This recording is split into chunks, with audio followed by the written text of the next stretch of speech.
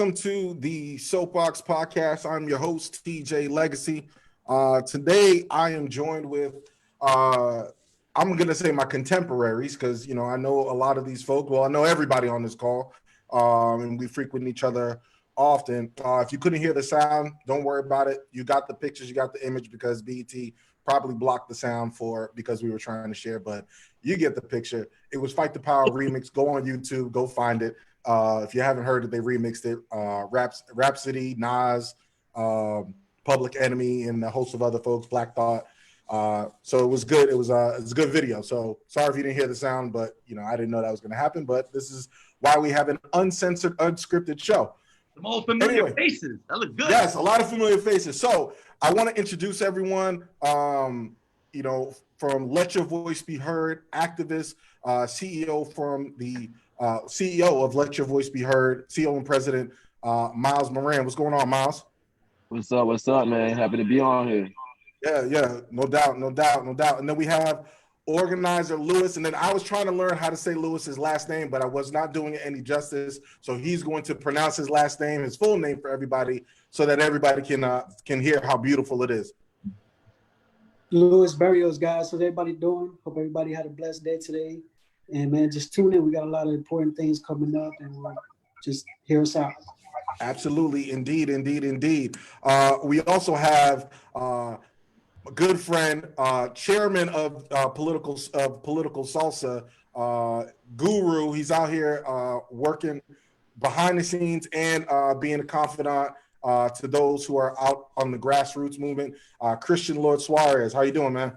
I'm well. Thank you for having me, TJ. Excited to chop up a little bit. Yes. So for those who are familiar with the Soapboxx, Christian is, you know, I've deemed him a guest contributor because this is not his first, last, or second time on the Soapboxx. So this is home to him.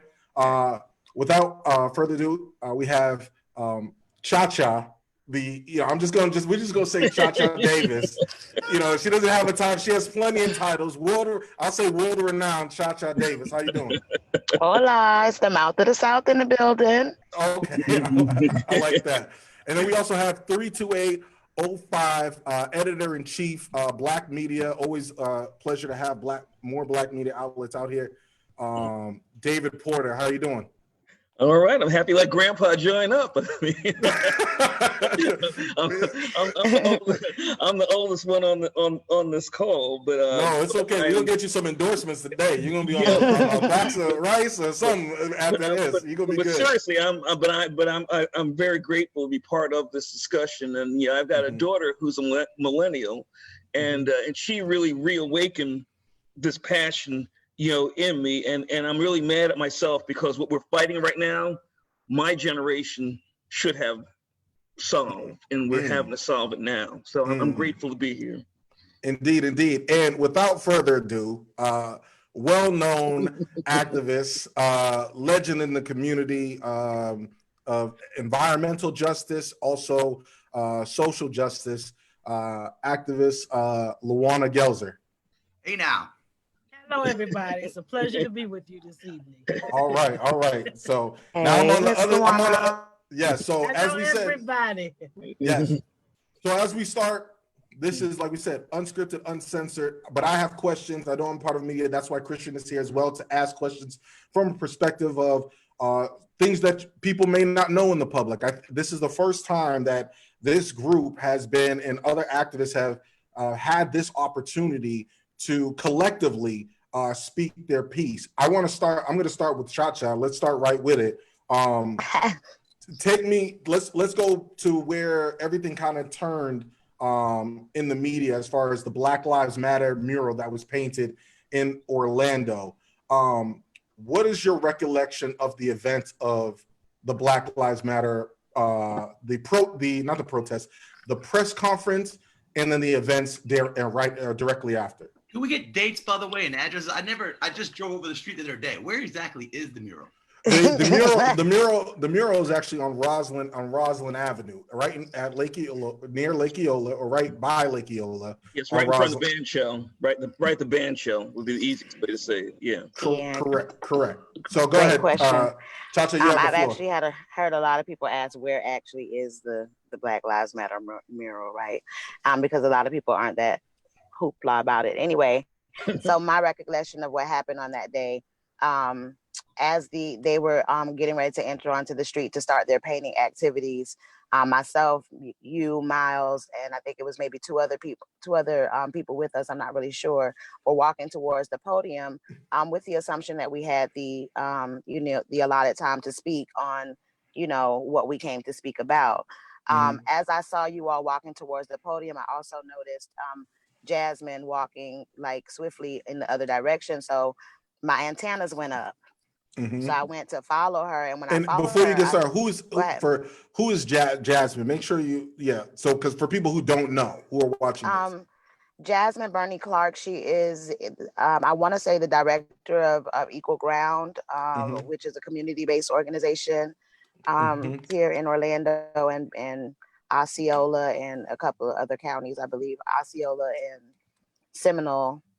Okay. Yeah. Counties, and also I believe one of the organizers of the Black Lives Matter mural painting.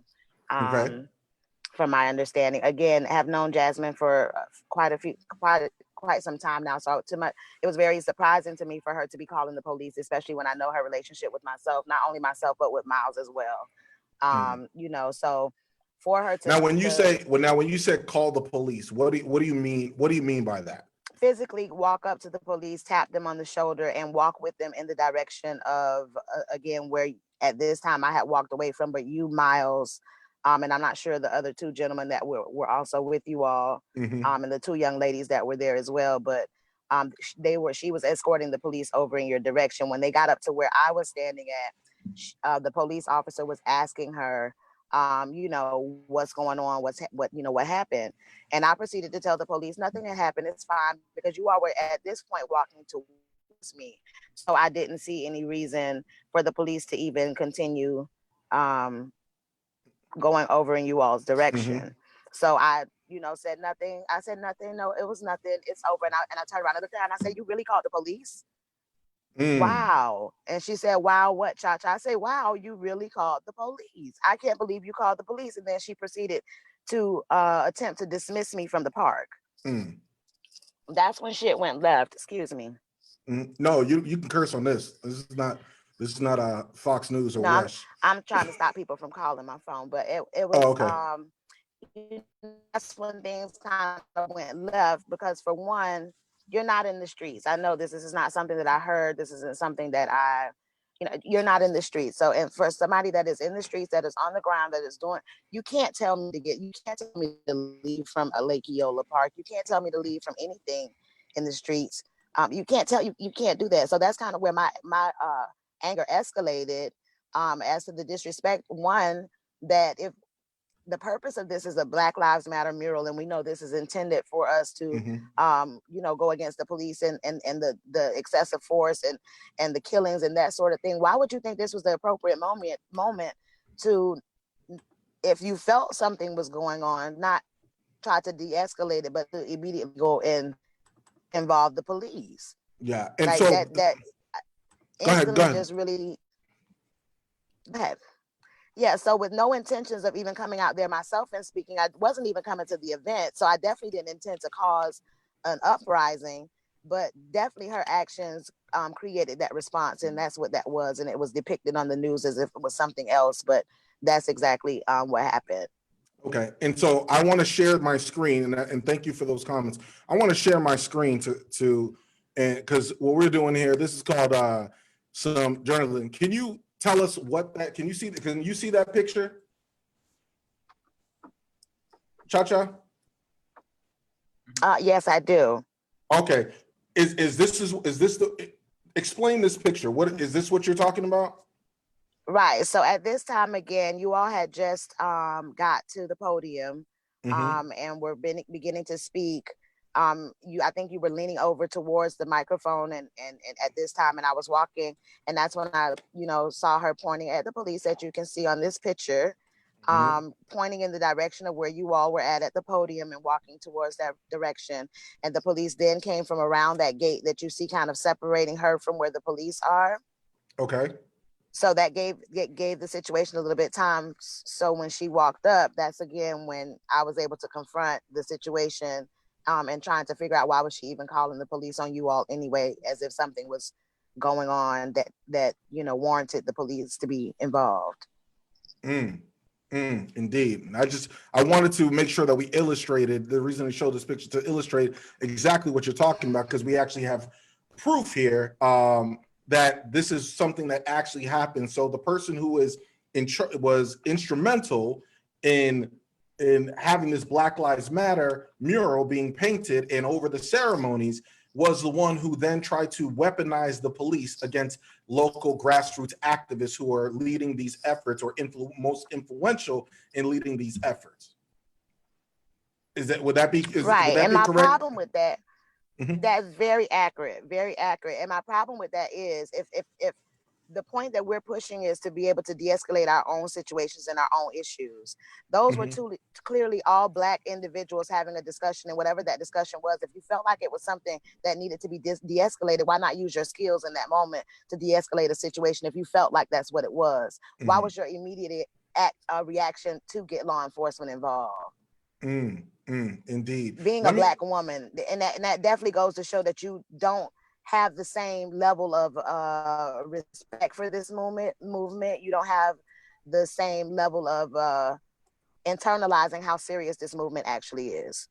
Christian, go ahead. Christian, you have hold on one second, David. Christian, you had a question? You have to unmute yourself. I got you. Hold on. We should discuss that for a second. Okay, go ahead. The fact that was left out of that story initially was the fact that the woman reporting was Black. I did not know that until the very end of the story. Oh, yes. It's the new Black Becky. Karen. Karen just did the Karen thing, basically, right? Yeah. Yes. Calling the police on Black men talking in the park. That's the caption. Yeah. Well, I think that's important. It's an important point to bring out, because most times we see the Amy Coopers in Central Park. We see white women who are weaponizing white women, the Karens, or so to speak, or the Kevins, who are weaponizing law enforcement against African Americans. And here we have someone who I deemed as the Candace Owens of Central Florida, the Black community here in Central Florida, because like you said, Cha-Cha, and this is from everybody's, I can raise my hand. I don't see you in these streets like that. And and I know this individual and what this individual does in the boardroom. I myself confronted this individual, actually not even confronted or stepped towards. I actually said to this individual out there, I said, you're very dangerous to the Black community. And I meant that, and this was before I knew about the cop situation. I said that because, when people are reaching out to give resources, right? Or they want to help, or we want to help. There's what I call a buffer class within the Black communities, not just here in Orlando, but all over this country, where there are Black people who are very comfortable in their position in the system of white supremacy. So instead of trying to dismantle it, what they would rather do is be comfortable, but then make sure, and as long as they're comfortable, they don't really care what happens to the rest of the Black folks in our communities that are actually being marginalized. Agreed. And so that picture is very powerful, because it really depicts someone, while we are working to dismantle the aspects of white supremacy, this is someone who is weaponizing and trying to reinforce those principles of white supremacy, which is weaponizing the police, not just on Black men, but also Black women. And this is all happening in front of children, which is extremely disappointing. I want to talk with Miles. Miles, you have, and I know I don't want to stick too much on the whole mural situation, because I don't think that's not the hokey pokey. That's not what it's all about. But I do want to get, what were your motivations for being out there? Because there's a lot of misconception as to why people are out there, the things with the kids. I want to hear from you. What was your motivation as to attending the event in the first place? Well, first off, we came there literally observing. We were actually told about this mural weeks in advance. And when they first told me that they had the idea of it, and they asked me to actually speak at this event, I told them that this was not something that I'll be comfortable, because this is something y'all have worked on behind closed doors and brought to me to speak on, like it's something that I'm a part of or the community is a part of. So when they told me about it originally, I asked them to bring it to the community, bring it to them in a way that they can see it and see if they agree on it. And their response was they did actually come down to a meeting, but instead of bringing it up, they just decided to scrap it. So when this took place, I didn't know when it was taking place. I heard there was other people part, but they just brought other groups involved. And what I saw from the outside was something that wasn't organic, but okay, I'm not going to go against it because maybe somebody who does not know anything of what's going on behind the scenes, that we're not getting real change, will see this and be motivated to join the fight. So maybe this isn't something that we need to destroy. But when we got there, we observed, we didn't destroy, we didn't interrupt. We literally walked to the front because we were told we would have time to speak with the media. And then when we got up to the front, you see us standing there, not getting any kind of violent way, not doing nothing, and the police getting called on us. By the time I turned around to see the police there, they're close enough to us that if they wanted to, they could have put, their hands on us. They could have physically restrained us. They could have did anything in this climate, and knowing what we're doing, that's not something that we should take lightly. So when that situation took place, it had nothing to do with the mural. The kids who were out there, groups that me, Cha-Cha, and other people in the community have volunteered with. We have sat alongside them. I've actually been their substitute teacher at one point. Yeah, and this is something that we all have had an input in what goes on in this community. But what happened at that mural was a couple people with an agenda to do something who pulled a community in and then allowed the media to send out a bad message because it suited them and made them look good. Because let the media had depicted them in a negative way, all those officials and all those other people, they would have did differently. And I'm gonna go so far to say that I got respect for some people who was out there and I have no problem with them. But how are we gonna say white silence is violence when all those black legislators and black officials who know us were also silent when we were getting did wrong and they know who's behind the movement? So silence is violence no matter who it comes from. And that's just how I feel about how that situation took place. Yeah, I definitely agree with that. And I think that's also a very powerful statement that, and I think the misconception is that a lot of the activists thus far, local activists, have not met with any elected officials. We haven't met with anybody. We're not making any traction. We're just making noise. And I think that's the furthest from the truth, because a lot of the elected officials that actually were standing up there, people, we have met with them individually or private, right? Just about all of them. Yep, just about. So I want to turn to, and I'm gonna get back with you, Miles, as well. I want to go to Lewis. Lewis, you're more of what I call the newer breed. Let me unmute you right here, right? You're one of the newer breeds of activists. I think everybody collectively converged, and we met during your organized protest with you and a host of other new activists who have been enlightened and invigorating the movement. What have been your accounts of the movement, of what's taken place as someone who's kind of freshly into this? What have been your accounts to how this movement has been going, the progress, and have you yourself met with any elected official, and what's been your experience? So my experience is, like you said, coming brand new and fresh out of all of this, I feel one of the things that I feel like have impacted is seeing the amount of people coming together, seeing different backgrounds coming together to help out and actually start organizations and start doing things the right way and trying to put up with the fight. One thing is that I would say is, to be a leader, you also got to lead, but you also got to know how to follow. And right now you have Buddy Dyer, who's our mayor, and you got Regina, and you got Bakari, and you got all these other commissioners that have yet to actually show up to when we're protesting over at City Hall to actually come out. Buddy Dyer, for example, he did this mural. That's the first time anybody's seen Buddy Dyer outside of, his office. He doesn't come and talk to the protesters. He doesn't come communicate with us. I just got reached out to yesterday by Buddy Dyer's office to have a Zoom meeting with them today, which was supposed to take place at 6 p.m. How did it go?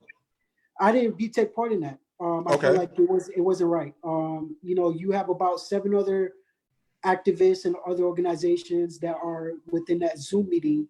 But at the same time, it's a 1-hour Zoom meeting. What are you trying to accomplish with that 1 hour?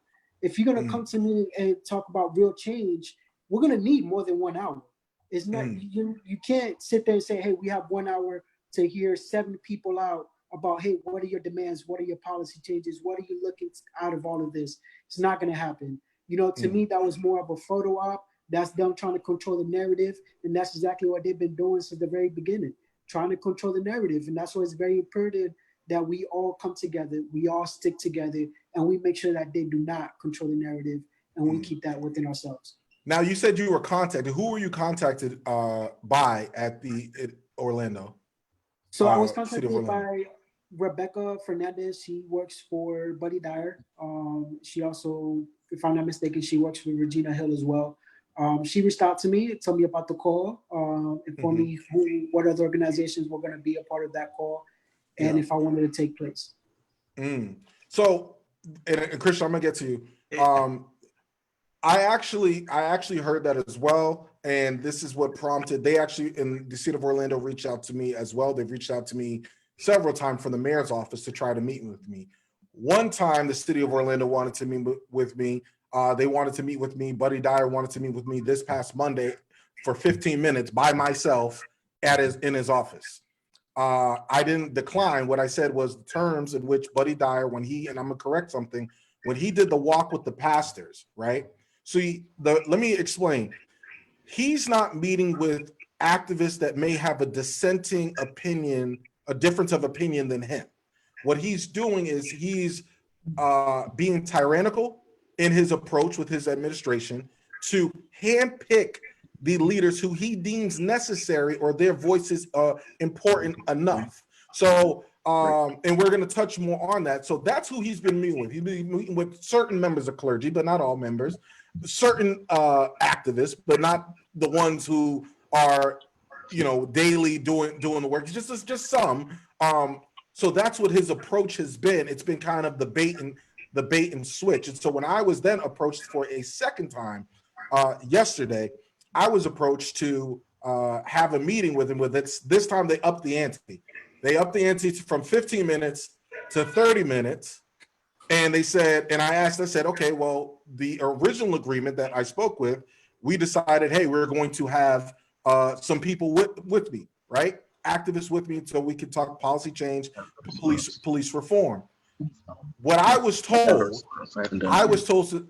specifically that one, I was told, Miles, that you already had a meeting with him in PKZ, and I didn't know whether or not that was true or not. That's what was said to me on the phone. And then I was also told that he didn't want to meet with, and the reason he brought that up is because he said he didn't want to meet with people he's met with before. And so I told him, I know you haven't met with Lawanna Gelzer, right? And I don't know why that would be a disqualifier for either you, Miles, or even myself. But he also told me, but they were adamant that I did not bring our guest, which is Lawanna Gelzer, right? You met her once. Before. Yes. And so what I told Mayor Reginald McGill, who is the liaison for Buddy Dyer, was, I'm not going to meet on the pretense of any meeting where there's sexism, bigotry, and reinforcing institutionalized racism, because the other communities, LGBTQ+, Latino community, Muslim community, other interest groups, you name it, they don't have to have a buffer class. They don't have to go through all this where we're going to divide and pick who we're going to talk to at which certain times, and only certain activists over here. I'm going to meet with you alone, but then you can't bring this person. So I want to turn it over to Lawanna, and then we're going to have more of an open discussion. Lawanna, when you heard the news that I wasn't allowed to bring you as my plus one to meet to meet Buddy Dyer, let me be try to be professional. To meet Buddy Dyer, surprised. What was your reaction, and can you elaborate on some of the history as to why you would think Buddy Dyer doesn't want you in the room? The floor is yours. Well, TJ, that was just one thing I don't know if you want to go back to, but the reason why they said he didn't want to meet with me is because of my civic engagement. Correct. Yes, let me correct. He said I was told that Buddy Dyer did not want to meet with Lawanna Gelzer in the room because she has had ample opportunity to be heard, because she attends citizen review board meetings, because she attends citizen council meetings, because she goes to his events and she gives public comments. He's heard her. And what I told them was, well, that's not a disqualifier because I too have gone to the same meetings. So why are you allowing me to go to and meet with you, but you don't want to meet with Lawanna Gelzer? So yes, let me clarify that. So go ahead, Lawanna. It's simple. My parents and the shows that I stand on said, if you're going to be civically engaged and you're going to be out there working with the community and speaking for the community, make sure you know what you're speaking about. So I'm a researcher, but I think it started with when Mayor Dyer was first elected in 2000. I don't even remember when he first got in the office, in 2003 or something. It might have been before then. Glen Hood, right when my mom, Betty Jean Gelzer Blackman, that's sitting in the room right now, and myself met with Mayor Dyer, and we had 13 concerns. We listed them about the funding for the Nat Ford Charter School, just when the road's going to be paid in Paramore, just the concerns of anybody that would ask a newly elected mayor, especially when you've been working in the community of Paramore for so long. Unbeknownst to Mayor Dyer, I still have friends that work at City Hall.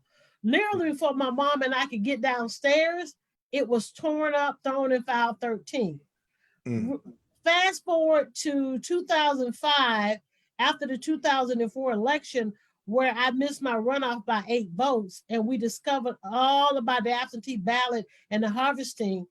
I was a part of a major lawsuit that was, everyone saw it all over the world, actually, where literally Mayor Dyer was found to have committed voter fraud, was removed from office for 6 weeks and arrested. So he actually has a mugshot that clearly he still blames Lawanna Gelzer for, but I didn't break the law. He did. And so I think he still has a problem with that. I've been told he's mad about that. And I was told that I would never win an election, but I have integrity. Hold on one second, Lawanna. Hold on. I want to make sure. Oh, and I figured out why the music didn't play, by the way, too. Okay. I want to make sure. Is this the mugshot you're talking about? Yes, that's his mugshot. Okay. And 4 other people. It was a total of 4 people that was arrested at that time. Yes, these 4 individuals. Yeah, those 4 individuals. Yeah. So that was an ongoing lawsuit that lasted. That actually went to Daytona. I'm forgetting which circuit court system that is, but it was not here anymore locally. And the judges literally ruled that because of what had transpired, it did affect my campaign. And so I was supposed to be awarded another election, but I was never awarded that. So moving forward, I was devastated. The threats came. Oh, trust me. But at that time, stand your ground wasn't there, but the castle doctrine was there. And me living where I was residing, I'm like, well, if y'all come on now. My daddy did teach me a few things or two. I'm not going to be afraid of people. Yes. Right. But, he signed a pretrial diversion. And the one thing Mayor Dyer keeps forgetting is you might have had that case sealed, but I have every deposition, every document, everything possible to remind you have broken the law and you have not abided by the law since you signed that pretrial diversion. Oh, I see a hand going up. Time Yeah, out. go ahead. Christian has a question. We have an opportunity to discuss how power works now, right? So we can tell him all we want. We can threaten him with the pictures and all that, but I don't think the picture. I just want a clarification because a lot of our. Let me just make sure I clear that up. A lot of our viewers are now trying to be educated as to what's going on, as to why there's discourse in the community, as to why certain individuals have the relationships. And I think it speaks to Lawanna because Lawanna has a lot more history than any of us, myself or any of the activists. So I wanted to do my due diligence. It's not to shame anyone because it's all public record. I wanted to do my due diligence so that we could educate the public as to what she's referring to. So I'm glad you put that on there because actually that I want to talk to Lawanna. What a lot of people watching may not know is that Lawanna is a wealth of information. She's been around a long time. So if we have access to her, we should be probably asking more questions and talking at her. Lawanna, can you help us, maybe walk us through, maybe you know, maybe you don't know exactly. Maybe you can help us understand who are the people that made this decision with Buddy Dye? What made them think, and I know we don't want to beat on the mural, but I just want to discuss how power works. Who had this mural idea? How do you imagine it came together? Because I imagine, this is not Buddy Dye's idea, but he had a few, as TJ put them, buffers, right? Culture buffers who, relay these ideas. And I just want to know if you are familiar with the people like the young Karen who that young lady, we should know her organization. We should see what kind of things have done before. Because I want to know, how close is she to the mayor? Is this her idea? I kind of want to know. Let's just be honest. It was an idea because it had been proposed to me about even changing the street from Division Street to Orlando United. It's people who mean well, but didn't know the politics of the game. And prime example of today, there was a press conference held about Mask Up campaign. But David Porter and I have been working on, I have a website, Mask Up by Lawanna Gelzer. We've been doing this for 5 months. So one thing I've noticed by some of the elected officials and individuals who want to be in the good graces of the city of Orlando that they think the power to be is that they will hijack someone's idea. And I'm not here to call out their names, but District 5 Commissioner, it's a hijack. You see the pictures on everything. I mean, the bottom line is it's not something new about what they do. Oh, I'm so grateful that the questions are being asked today. But it's not, the city of Orlando is a town, not a city. You can call it whatever you want to. And the charter is a mayor-driven charter. And because I understand civics, 3 branches of government, no, I'm not an attorney, but I've learned to read. I might read very slow, but I retain 90% of what I read. I am able to fact check Mayor Dye and the commission on a regular basis. So it's about just do the right thing and trust me. I don't want you in the room. Okay. So now we have a more better an idea as to why that you're not in that they don't want you. Concerned citizen. I'm just a concerned citizen. Yes, and so you're my plus. But that can't be both because I'm free. I get the work done for free. Yes. I do want to get David Porter in here because David, you do a lot of work with the 32805 and you're a part of the media. I do want to ask you about your opinion of how you feel like the movement locally has been depicted, because a lot of times I've noticed within your reporting that it's a lot different than what they would call the quote unquote mainstream media that we see on some of the local affiliates. So I want to know, what are the discrepancies? What are you seeing in your reports that they're not reporting on the actual news? I mean, a couple of things, TJ. I mean, one of them is I came from the dark side. I came from corporate journalism. I mean, I spent 22 years at the Orlando Sentinel. I was on the editorial board at the Orlando Sentinel for 18 years. I've been a journalist for 40 years. I mean, this is the only thing I do well is journalism. And when I was at the Sentinel, the way Lawanna was portrayed as always causing trouble. Again, I was on the other side of the street. And I left the Sentinel in 2006 and I went to Disney for 7 years. I left that and I came back. And so I've been kind of out of what was going on. And one of the things that really got me is, Lawanna, remember this, that they blocked Paramore at Church Street. And I'm thinking, for a stadium, you blocked, and the Black people sat on that city council and let that happen. and let that happen. But about the movement recently, do you see any discrepancies from what you no, see? I mean, well, because it's a grassroots thing. It's driven by young people, they who have seen. And here's the other thing, TJ.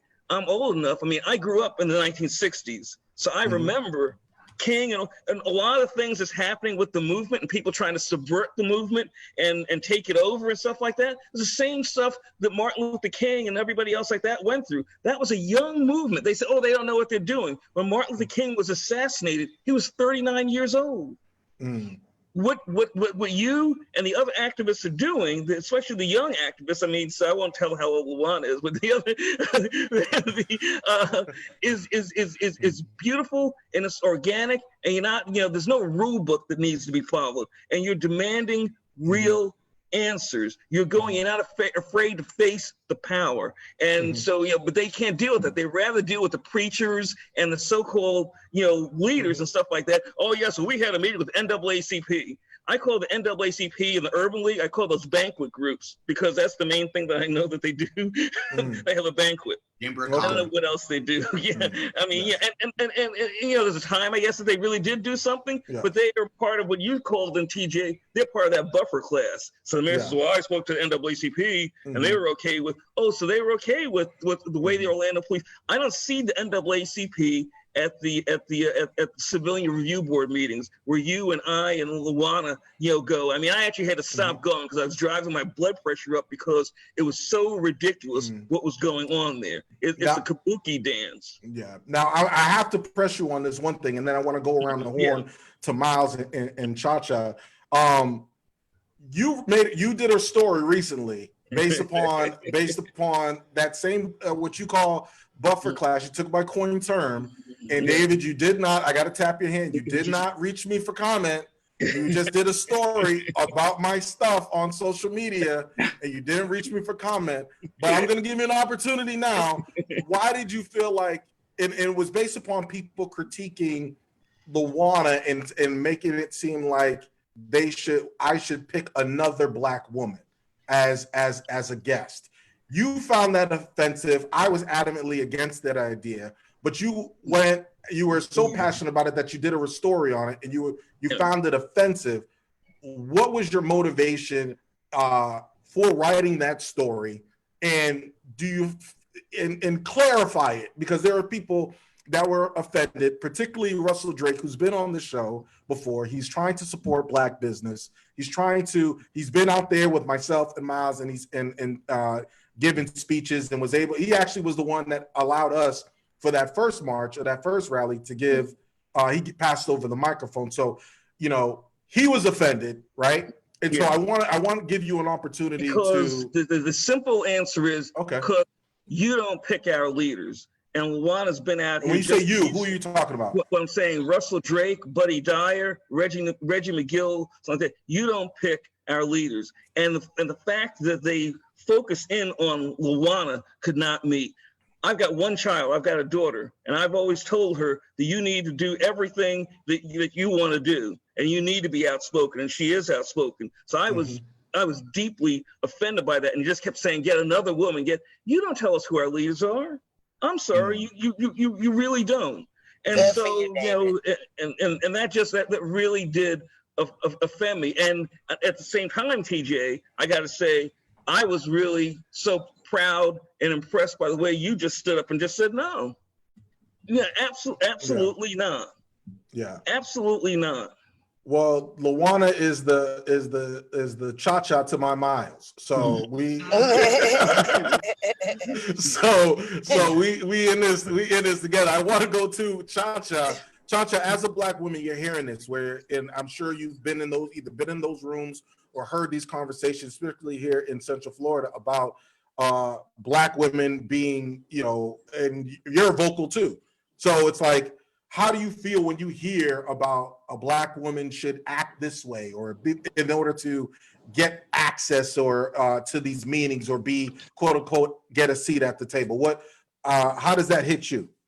Well, what I have noticed and what I have observed here in Orlando, Florida, is a lot of people like to go with what I call the safe Afro-American or the safe Black person.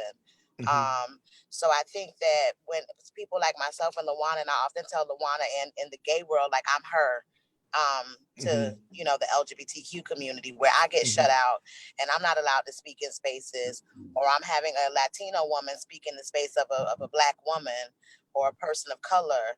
I think it's disrespectful. I think it's disrespectful. I think it takes away not the power, because I don't think the power of the voice of a Black woman can ever be taken. I don't think that anybody has that type of authority. I think that comes with our territory. I think we're powerful women. I think that we are strong individuals, and I think that people have a tendency to be intimidated by us. Yes, David, I'm gonna let you go, and then I'm gonna hit Miles up because I have to ask him a question. Go ahead, David. Oh, we're having a generational divide. Here we go. Go ahead, David. Go ahead. There's a generational gap, but we got you. You let me say it past my bedtime. Yeah, we got you. but I think people really need to understand, for people who are new to this whole thing and new to city politics, Lawanna is at every city council meeting. She's at all these other meetings that lead up to the things you hear at the city council meeting. Many times at a city council meeting, the only person who is not either, you know, a lobbyist or a developer, or the only civilian there is Lawanna Gelzer. I've given her my time before at a meeting, so she knows how that thing works. I don't think people understand. Lawanna does not get paid for that. She is there out of a passion for the community, for the overall, you know, community of color, as well as for the community, for those impacted neighborhoods like Paramore, like you know, Washington Shores and stuff like that. She knows the stuff forward and back, and that's the thing that Buddy hates. That is a thing that Buddy hates, because she calls him every single time. But I told Lawanna, if Buddy was smart, if he was really smart, if I was him, I would put him on every single committee. I would get her so involved with the thing to make her part of the establishment. That's what I would do. I said the same thing. So you would, so David, so you're on record. You would buy Lawanna off by just keeping her busy with work. I would just make her part of the situation. You know, so. But he's not that clever, and so they're doing what white people always try to do to us.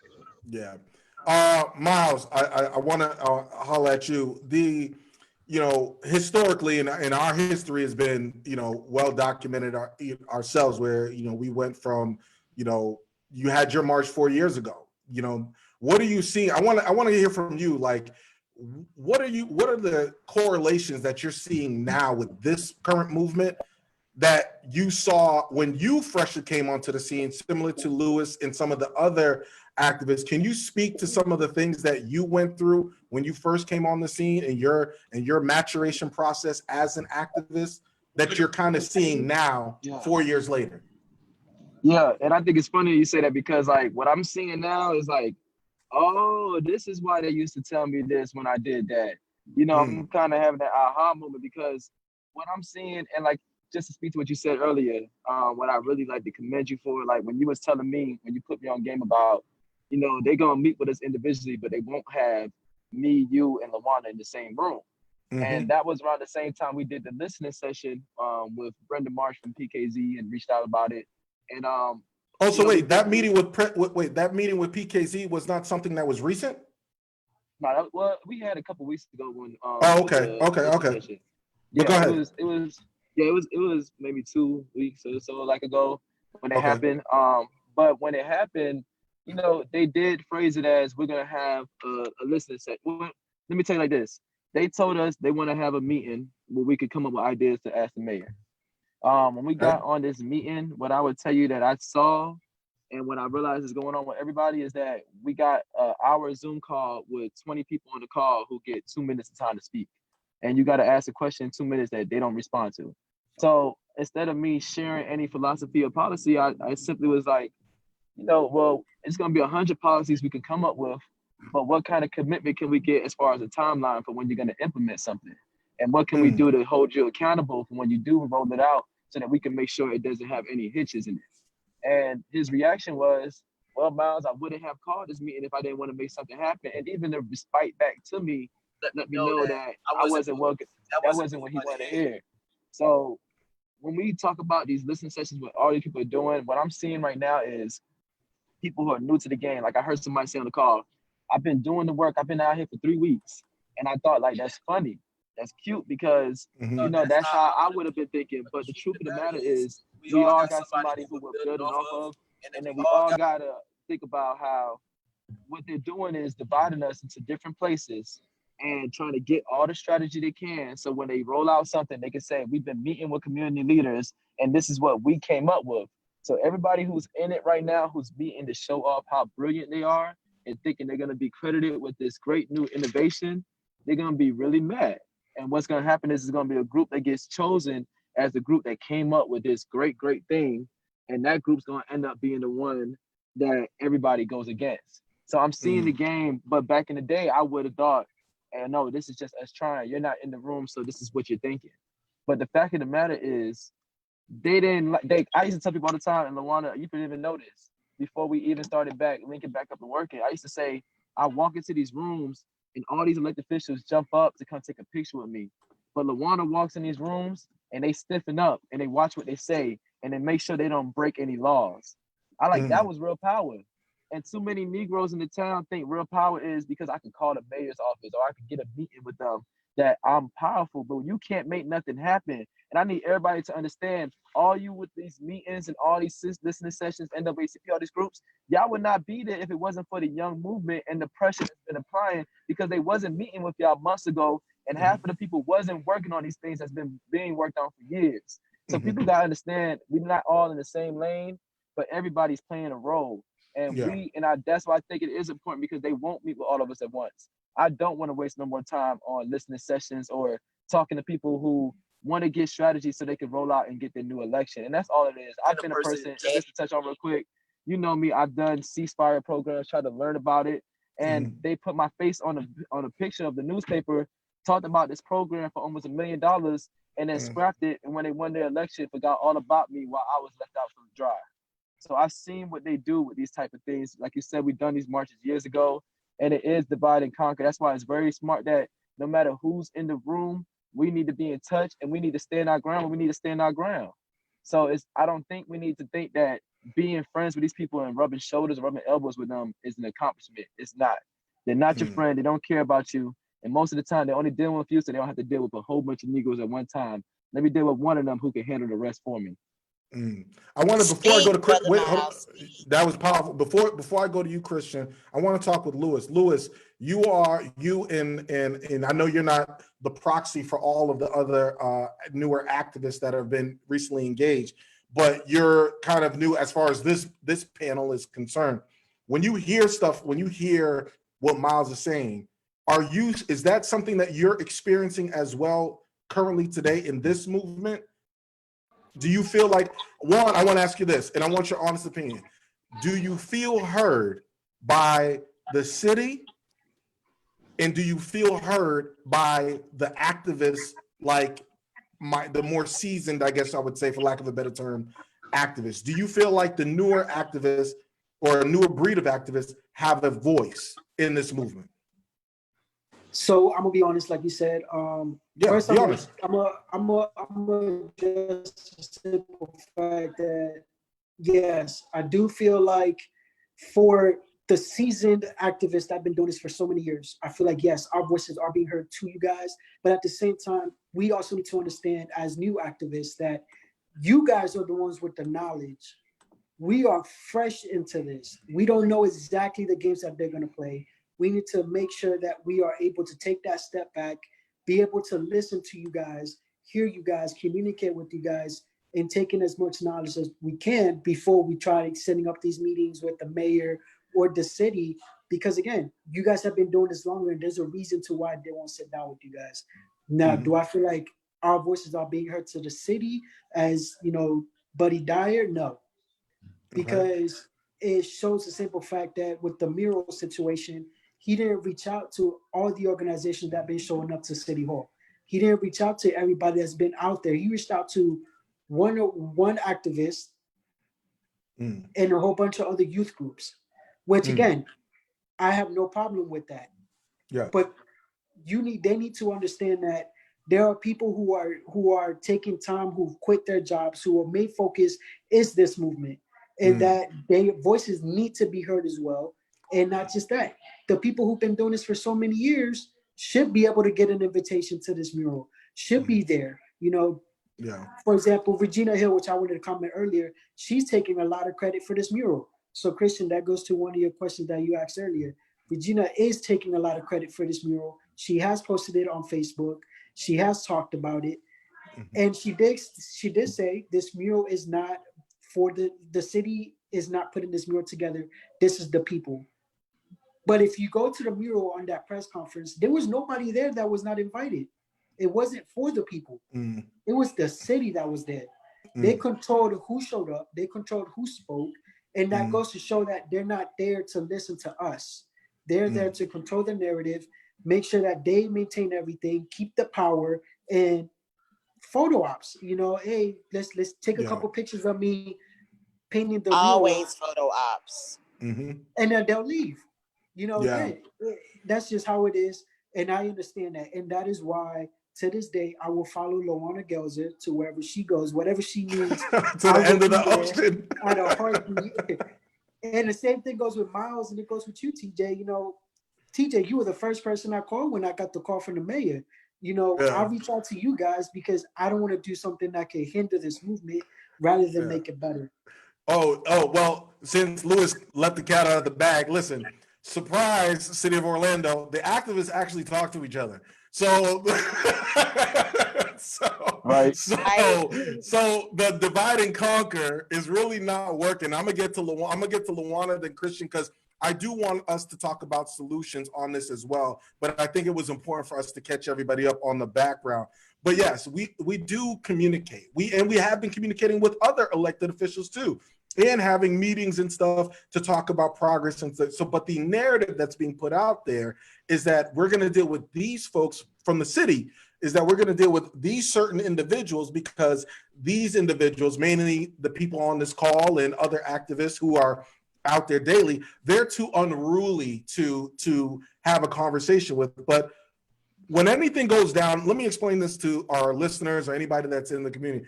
When things go down in the community, they call us, right? So a lot of I don't like Lawanna, I don't like David Porter, I don't like Lewis, I don't like Miles, I don't like Cha-Cha, you know, a lot of that is false, right?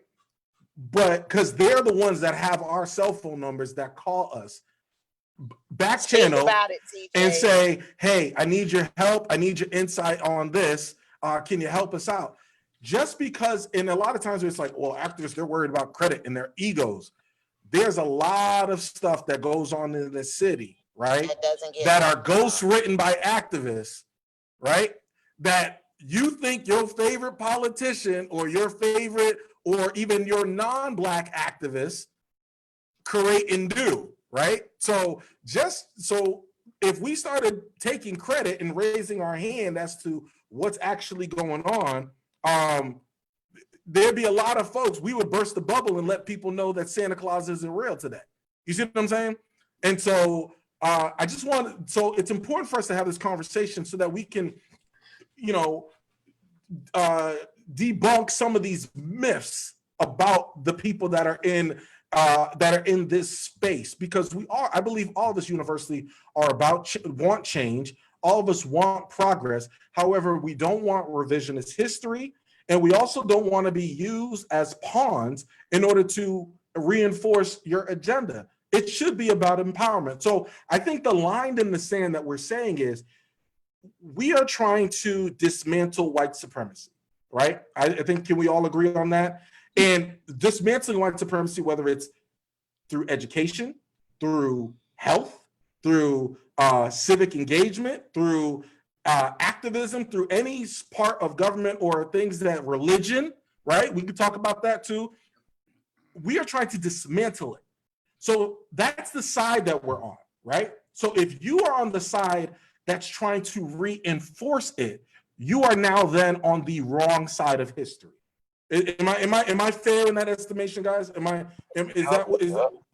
that because sometimes people think, sometimes people get confused with, okay, well, I got to be on this. You don't have to think. We don't all think alike. We conflict with each other all the time, debate each other, call each other, get mad with each other.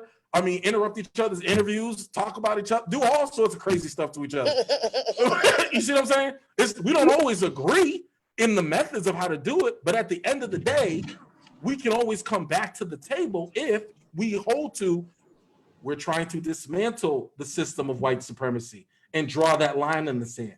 So when we say things like, oh, that person is not with us, or we call you the Candace Owens of our community, we're letting you know you're not about the work of dismantling that system. And you understand what I'm saying? Part of the problem. You are a part of the problem. So Christian, I know you had something that I'm gonna go to Lawanna, and then we're gonna start talking some solutions. What I just kind of want to build off what Miles was talking about, because he had a lot of angst in his voice, and I think that's something that needs to be explored, because when you're coalition building and you're building a team of people, it's important you all understand each other's intentions. Why are you in this fight in the first place? What are you doing? So with that, I want to introduce myself properly. It's important that everybody understands what me and TJ and Lawanna have been trying to get done for the better part of the last 4 years. We're trying to, unite our communities, right? So I'm a Puerto Rican from New York, right? And I basically was raised to be that buffer class. That's who I was raised to be. And I was learning all the coded language of the protection class, right? So I've been dismantling that within myself, within my own, whatever it is that I'm going through. I'm dismantling myself, and I'm sort of having this, this reawakening of my own, where I've known my whole life I'm more Black than Puerto Rican. I've just been my whole life trying to explain to everybody, just trying to, figure out what my identity is, so to speak, right? Got you. But it's important that everybody understands, in this instance, when it comes to police, I'm Black. There's no question about what I am, especially in their eyes. And I felt it my entire life. I don't need anybody to, to verify, what exactly I am or whatever. So this is a place I can help, because yes, I have a legal background. Yes, I've been harassed by the police. Yes, I sold drugs. And yes, I had the cops put drugs on me. All that just happened. So I've seen all that stuff. And now I'm trying to bring my resources and my access to build a coalition and break through power. And I think this is a challenging conversation to have, this part, TJ. That, and I think we should do this publicly. Like, I have no problem doing this publicly. Oh, it's publicly now. Everybody, shout out to everybody that's in the chat room. One time, you can follow us on the Soapboxx podcast with 2X. But yes, continue. There's a lot of people that are going to view this and watch this, and I'm going to send it to the man. And Lawanna, please jump in here when you like to, but you got to follow me on this one, Lawanna. I called TJ. I texted you both the other night, and me and TJ chatted, and he was telling me about why they're trying to keep you out of the room. And I was telling him, so how do you know that they're not going to do the same shit to you? That you're going to pull a trump card out and say, I don't go if Lawanna don't go, and they go, well, then fuck you both, So, I know that when a movement like this gets going, there are a lot of voices, there's a lot of concerns, a lot of interest pushing and pulling. So I said, TJ, this is we can do something here, and it's going to be tough, because this is clearly and distinctly a Black community moment. I mean, we have problems with the cops, but they're not systematically murdering us. That's not happening. You know what I'm saying? Correct. Our experience is different. There's a difference in the way the Black community is treated and the way Puerto Ricans or Dominicans, whatever, treated bad, sure, but not getting murdered. We got to be clear about that. It's important my community says that loud, and make sure that you guys hear it too. It's important that Miles understands where my background's from also, so he knows I'm on his side and I'm fighting with him. And I see the angles, So what I was telling TJ was, if we do something completely selfless here, if he determines that he wants to open this up, it can get confusing. Yeah. It can get messy. It gets political, dare I say. So, I said, if you, TJ, you'll have the momentum to probably be able to say, hey, I want to open this up. This is a bigger problem than just ours, although this is our problem, distinctly. We want to bring more people in, right? And we want to open this up. And here's where it gets tricky. A lot of people will caution TJ and say, bro, that guy's trying to commandeer your movement.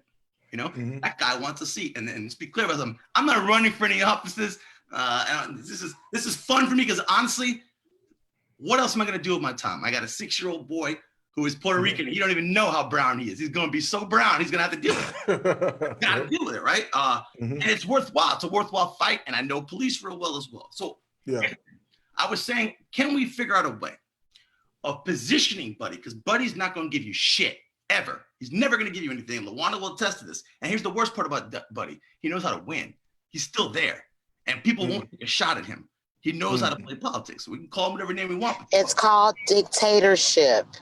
No, it's called you're still breaking the law, voter fraud. I know how you win, buddy. How come when I break the law, I don't get elected? Right? Yeah. But here's the thing, and I want to come to me, TJ. You gotta come. I'm coming to you. I want to come to you. When we talk about, and we have communities, and thank you, Christian, for your settlements, because I do believe. Oh no, go ahead. I want to talk about. I was talking about. Remember, I was raised to be the buffer class, so I've made some inroads. I know I have those contacts. This is why I'm speaking to Miles, right? I hear Miles, and I'm like, I hear the angst. I got to talk to that right now. I can bring the Chief Forlones in and the Tony Ortizes, right? Why does that matter? It's not because I care, because I can get a guy on the phone. It's because those guys have political interests that are adverse to Buddy Dyer, and they cannot tell Buddy Dyer. They're scared of Buddy, though. At the same time, I know some of these guys don't want to take a shot at him, but if we do it well, it's tough for Buddy Dyer to give you an okie doke. He's going to have people in there. You can actually have a press conference. You can try to get people on the record with specific asks. You know, if you try to use it, Tony, and use the choir boy to get in the room, sometimes that does help. And this is the thing that me and Lawanna got to talk about a little bit. We got to talk. Well, and I'm gonna let Lawanna, because then Lawanna, I'm gonna ask you to start. We're gonna start the solution conversation and go around the horn as well, because I think that also is important. Because I believe people kind of get it, where they're kind of caught up on now. And thank you all for who's watching this. Please share this video so that people can be engaged in this conversation. I think when it comes to non-Black groups or entities joining the movement, I truly believe there's a part for everybody in the movement. However, when things start to intersect, there's always this idea, and I'm not saying that you're doing that, but there's always historically, let's say this, historically, it's always been this trickle down of resources or trickle down of policies that we as African Americans, we are always being pushed to the lower end of the totem pole. We're seeing that now with a lot of the Supreme Court decisions of things that have been fought for with this Black civil rights movement, but we have other groups that are benefiting on it. That's great for them. However, when we are still being killed with impunity under the law, right? It doesn't necessarily benefit or empower our community as a whole. So it's not that we are fundamentally opposed. It's just that you need to, I believe Miles or Lewis said that you need to know that at this moment in time, this group is leading this. And so what we're dealing with Buddy Dyer, who's a white male patriarch, we're dealing with a respect of our pigmentation, not just because our pigmentation of people to say, you have to act, have a certain way, soft shoe like this, play the fiddle like this, in order for you to be heard by massa or the boss. And what we're telling you, and we're standing in place saying, absolutely not. We're worth it now, right? And this is not just us. This is anybody in this community. You're worth it now. Whether you're from Pine Hills, whether you're from Paramore, Mercy Drive, or anywhere in the predominantly African American community, you should be afforded. If you're a voter, you're engaged, you should be afforded the opportunity to have your voice heard without having to change your social status, change your economic status, without having to brown nose, without having to act or soften your words because you don't want to intimidate anybody. These are all parts of but I'm saying keep on going, TJ. I love it. But these are all pillars of institutionalized racism that are being reinforced, we are being indoctrinated, right? We're being indoctrinated saying that this is how it's always been. We hear things about the good old boy system. It's how it's always been. It's how it's ever going to be. We are the alternative to say no more. And I think that is the problem, and that's the power struggle that's going on now between the city of Orlando and the local grassroots activists right now, and it's going on across the country. Right? Yeah, So I'm happy. it's not just us. That's what I wanted. It's not. This is not an isolated incident. It's going on across the country. But while we are here, we are saying, hell no, we're not going to be a part of that system, because that goes back to drawing that line in the sand. Well, what's the system though? I'm a little lost. What's the system of white supremacy, right? That shows. Hold on one second. That shows that because I am in power, and because of your pigmentation, you are now superior to a race of people, which means how dare them speak out or say certain things. So that's the system. So for those who are trying to dismantle it, notice that we said you're an ally if you're trying to dismantle that system, and that's your race is not a prerequisite to which side you're on. And so I think I wanted to clarify, and then I'm gonna give you a point, and then I'm gonna go directly to Lawanna. Go ahead. Thank you. And while we're clarifying, this is important. What I'm trying to figure out is this, right? We need we're trying to affect change, right?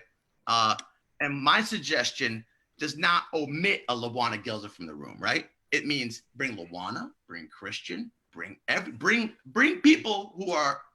And what I'm trying to explain, but what I'm trying to explain to you is, although your intentions are good, in this moment, it seems like she needs a babysitter or a co-signer on a deal of justice. No. Come on, guys. Come on. Okay, Lawanna, I'm gonna go ahead. You go ahead and have the floor. Come on. The sister that sat here patiently. First of all, let me just be honest and tell you, for some apparent reason, you think I need to be in Buddy's room. You don't know how I operate. Mm-hmm. Clearly, you don't know who I know on a national level. Go you ahead, don't know Lawanna. who I have in this phone. You don't know who I can bring down here. You don't know that Time Magazine just interviewed me today. You don't understand who we know. So, see, clearly, I'm not always on Facebook. She's talking to Jeff. I don't know. Let me put my mask on. People. So what I'm saying, I got rid of all the phones. Everybody got rid of his mask on. Here's a BlackBerry. I got rid of it. Here she is, right here. Okay. So clearly, I am happy that Buddy. Wait a minute. Wait.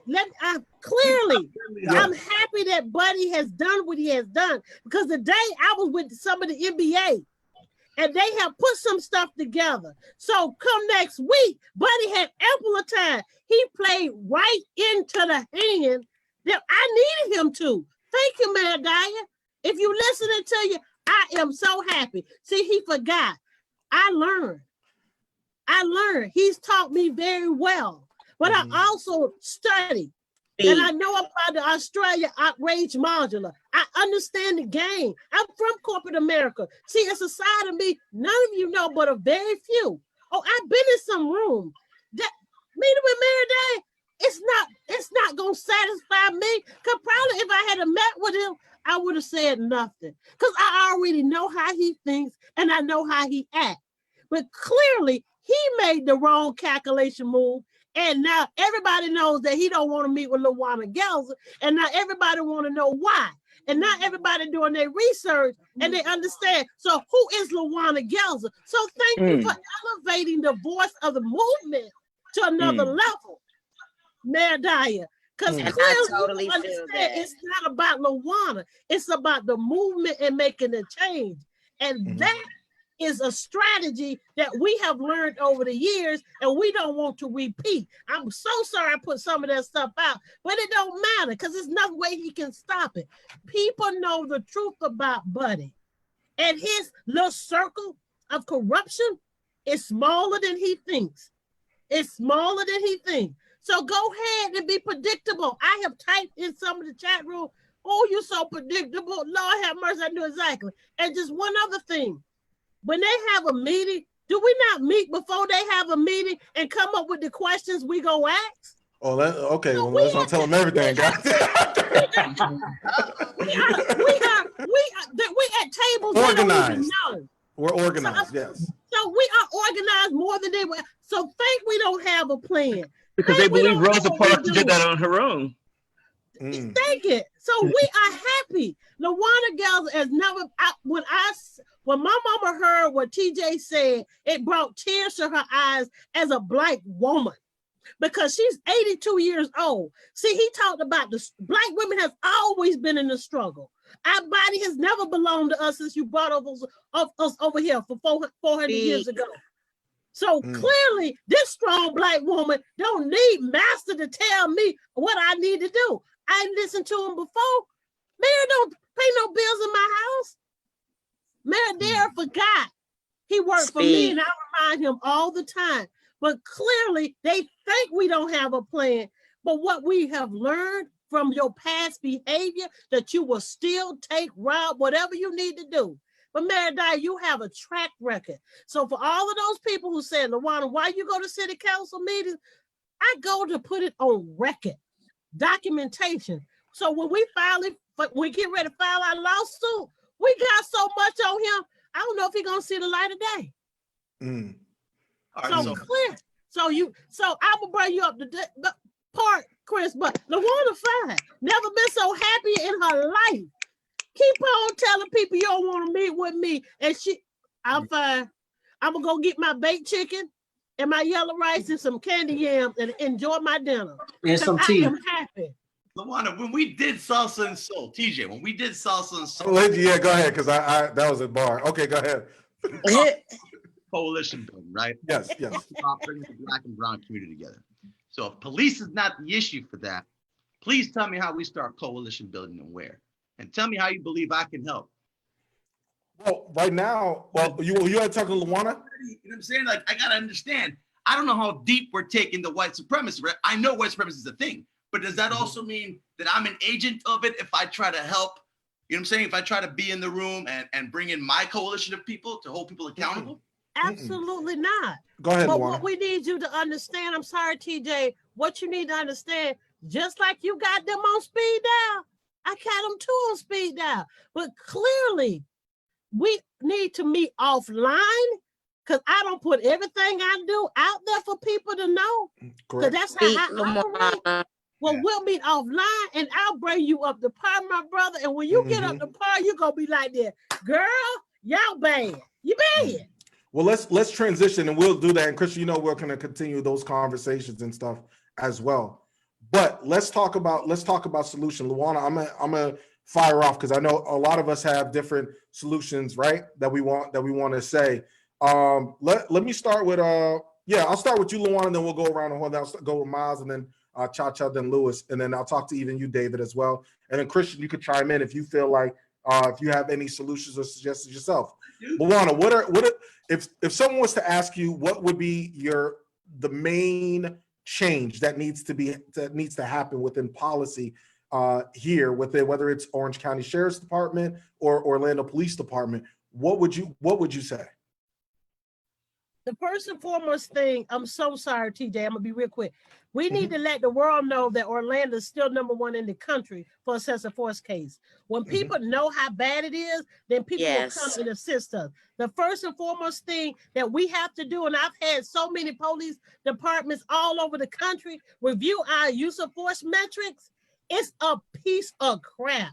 They changed it in 2014, April, from 6 levels to 4 levels. They can use a chemical agent on first contact. And even with all of that, they still #1 in the country for excessive force case, and #2 for police shootings. Elaborate on that. So when you say chemical agent, so that means when they pepper spray, they're within their rights. Well, I think within their rights. And that's because of the use of force metrics. I think that's important to say. So if they were serious about changing anything, Chief Mina, I asked about it. Rolon asked about it. Mayor Dyer, the Citizen Review Board. Don't give me that bunch of crap with no cop with the coffee with a cop. Coming with peace and justice. Change the use of force metrics back to what everybody else is doing. Then we'll know you're serious about policing. But Lawanna, that's low-hanging fruit. To me, that's the easy one to do. I mean, for what really needs to happen, I've said it over and over again, I call the way the police function in neighborhoods like Paramore, they function like the slave patrol. They drive around, Yes, they around do. looking for I know somebody they to do. jack up, what you call. So, and as I've said before, so one of the things they could do is the fire department does not drive around looking for a fire. Okay, so when a fire happens, you call them and they come. But that's the same thing that needs to happen with the police, because they're going around and they're looking for opportunities. Oh, looks like that guy's smoking a blunt over there. Oh, he's got an open container. Oh, he did that guy may have a warrant. They find reasons to jack people up. So, but Well, what you said, Lawanna, is right. But that's the first. But That's the the point first. is, Hold on, everybody got to speak up. Wait.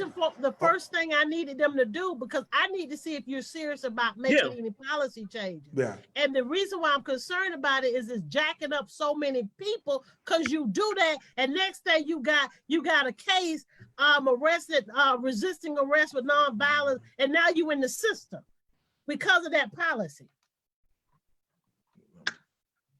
Y'all know I've had my share. Okay. I was reading your comment, Christian, but go ahead. Miles, what would your solution be? You know, like I said earlier, we got 100 points and policies we could talk about, and I know that even groups like I work with Orlando Youth in Action to do a 13-point plan that has things, but more importantly, like I would take the follow, you know, of Lawanna. Let's say Lawanna came up with the points because she has so much history and knowledge. What I think needs to be happening beyond just the points and policies that need to change from the use of force and how they're transparent and how they actually do with misconduct, they need to have something that's more public. Right now, we have no accessibility to any of these committees or any of these decision-making things. As far as the Citizen Review Board that's appointed by the mayor, as far as the chief that's appointed by the mayor, as far as the private charter for the city that has to be redone. And that's because it's not actually independent. And I spoke on that today. Yeah, you're right. So it's not an independent review board. Can you go a little deeper as to why it's not independent? Go ahead. So for people, for the education. And then one thing that I speak on with the Citizen Review Board that I learned about it was that it was made in the 90s as a reaction to the Rodney King incident. And with the Citizen Review Board, it's by the letter of the law, they cannot make any ruling until the case has been closed. So as it stands right now, it goes in order with the collective bargaining agreement and then with the police officer bill of rights. So right now, it's basically set up that they could only make suggestions that they might use as future policy for new changes, which is basically saying if they want to, they'll do it. There's no teeth in the Citizen Review Board. And this is one of the 8 can't wait steps that they've been praising. So these are changes that people can make right now that won't actually change how a person's interaction is. So what we need to change for is how we are actually doing the legislation and who's doing the access to it. We need a Citizen Review Board with teeth. We need to have a way that we can vote people onto that board. It's not appointed just by the mayor. We need to have a team of outside third-party independent activists that can work to fact check and keep accountable those in office who roll out these big rollouts and these plans that never actually happen. Because what I'm seeing right now is that we can have a whole bunch of operations named and a whole bunch of policies implemented that they say they're going to do, but if it never happens, who's going to check them? If we wait till they vote and they stay in office again because they're reelected and they say they're going to roll this out 2021 and it doesn't happen, we the people need to take charge, hold them accountable, follow the Lawanna Gelzer model, get it on record, file suits. Let's do class suits. We've done amicus briefing suits all the way up to Governor Rick Scott's office when he took Aramis Ayala's budget away. And it did affect him. It did make his office reevaluate how they moved. So there's stuff that we need to stay civically engaged. And what I would do if we could change it is we need to change the laws that are keeping us shut out and making this town such a. I was just about to ask, because I think, and that's a good point that you put, Miles, and I'm gonna let you finish. The misconception is that we don't understand the levels of government. We know that there are certain things and issues that we face with Orlando. There's certain issues and laws that we need to address with the county. And there's certain issues that we need to face with the state and even on the federal level, which I mentioned in my interview with Congresswoman Val Demings. I think a lot of times of how which is also a play on either media, and I'll let David speak to that as well, and on and in these conversations that are being said by our elected officials, is that we are uneducated and we don't understand how government works. I think tonight we've proved that we are very much, and that's why this is powerful, because people realize, oh, wait a minute, they actually know what they're talking about. They're journalists, they have degrees, they're in touching in communities, and then we have allies in different communities, and then all these different things work together. So go ahead and finish. I just want to make sure. Yeah, and I just say in general, what we need to do is that we need to not wait on them. Like I like what Lawanna said. Like, what makes people think that we need to be in their room? What makes people think that it's a privilege to be on a meeting with the mayor when it should be a privilege for him to hear how the people feel? They work for us, so we need to keep them accountable. We need to also apply pressure, and we do not need to ever get complacent. I don't care who's put in place. We do not rest and we do not stop, because this pressure that's going up right now does not need to stop when they make an announcement of some changes. It needs to keep mounting up and keep going. Lewis, I'm gonna go to Lewis, then I'm gonna go to you, Cha-Cha. Lewis, what would you like to see? So one thing real quick, I want to address with what Miles is talking about keeping the pressure. And this is something that I've been saying for a while, since the very beginning. It shouldn't take another. Right now, we're gonna be honest with you guys. Right now, we've been trying to get people to continue to show up and be foot soldiers and continue to go to City Hall, because at the end of the day, that is where they work. That is where they're at. That is where we can get the biggest change, right? One thing is, the problem that we're running into is people are too quick to post Black Lives Matter on social media and talk about what's going on, but they're not in the front lines. So to me, to add on to that, we need to make sure that people understand this. It shouldn't take another Black individual to lose their life for you to get up off your seat and come protest and come march and start actually putting your foot, taking that step forward to create some real change. We need you now. So enough is enough. People are losing their lives. We need to make sure, for example, to add on to Lawanna and what she wants to do with the excessive force, the police department shouldn't prosecute or investigate their own people. They should not. Somebody else should. The public should. If you have the police who are not following the law, when we get prosecuted by them, they should be prosecuted by us. They should be investigated by the people and not themselves. Because at the end of the day, they can do whatever they want. They can hide evidence. They can destroy evidence. They can withhold information. And that's not what we need. We need them to be held accountable to what they're doing for their actions. And we need to start doing it now. And it all starts with people showing up. Show up, help the seasoned people who've been doing this for years. Let's be their foot soldiers. Let's be there so they can continue to do what they're doing.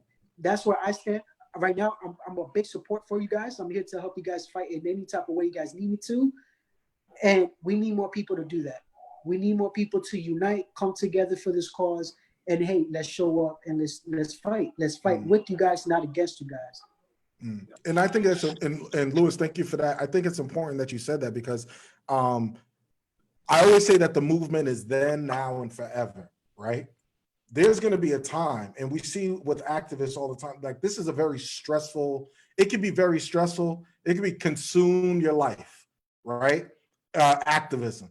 So we need to have, like any basketball team or any football team, they have subs. There's times where people need to unplug. There's times where people get caught up to speed and people develop. And as your skill set develops, there'll be a Lewis that's facilitating the conversation, or somebody else who's out there at City Hall will be the next Lawanna Gelzer that gets all the information and stuff, so that we can keep this thing going. And so it doesn't. So it's important. I wanted everybody to point out that this movement, and you're right, it doesn't stop or start with one person.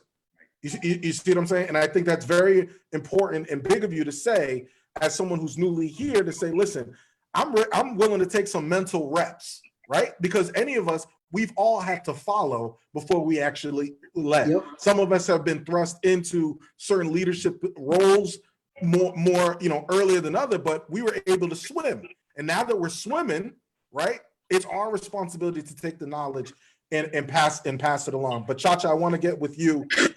What do you think some of the solutions? Let's talk some of the solutions. And we have a lot of these that have been said publicly already, but just kind of touch on what you think, what solutions you would think that you would come up with? And just like Lawanna said, I think a lot of the solutions will be discussed offline and behind closed doors. However, I do think that educating our communities is very important.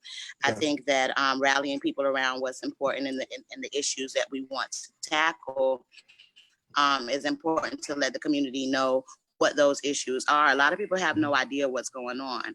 And I say that from a standpoint of being a single mother and knowing that when I was in the realm of making sure that my household was taken care of, paying bills, a lot of things I did not pay attention to. So I think that educating the community on what they need to point, I would love to see the police removed from out of our communities if they're not. What? Her phone died? Yeah, she's here. She's in the other room. Her phone died. Okay, go ahead. Go ahead, Tasha. Yeah, so you said police and it cut out. We got nervous, but you back. Okay. And I'm even surprised I'm able to be on live this long.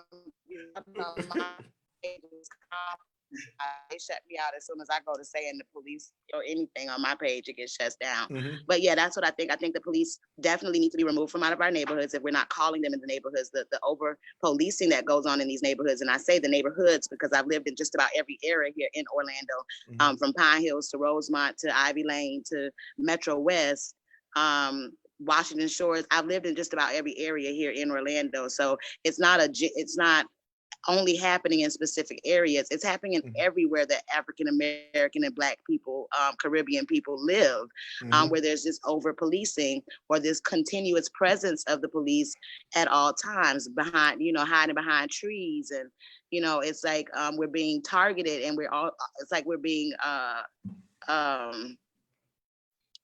don't know. I don't even know how to explain this because I've never experienced this before in my life. And I often tell people that Orlando is the most racist place that I've ever experienced living at. And I've just never seen the policing the way that it's done in almost like a slave camp kind of fashion, to where we're constantly being watched morning, noon, and night. So I would like to see a system to where the police aren't in our areas unless we're calling them into our areas. And that is something that definitely can be done. I agree. David, what do you feel in the media space, right? Let's talk some solutions in the media space of this movement, because I believe that has a part to do with it as well. What are some of your... The answer is what you're doing right now. I mean, the media that I grew up in, and I graduated college in 1976 and worked in newspapers, all the way through. That media almost does not exist anymore. There's plenty of room for the smaller communication platforms, things like you're doing. The reason why I started 32805 is because I knew working at the Sentinel that those neighborhoods west of I-4 were always being underserved in terms of media coverage, in terms of getting into the texture of things that were going on in those communities, so people could understand what was happening. So what you're doing here, and there are other people out there who are also doing things. Tafari Young, he was out in Ocoee, he does some things that they're all different people out there. There's space. That's how we need to spread, the information. We need to, you've mentioned it several times, we need to tell our own story. Again, I grew up a long time ago and I went to school and stuff like that. They didn't teach us anything about Black history, because history is written, the victors write the history. We as Black people, we need to start writing our own story right now, telling our own story. But and I just want to, before we go down the road, I just really want to reinforce what you all are doing. And you and I've had this conversation, TJ. My next birthday, I'm gonna be 66 years old. You all are the leaders right now.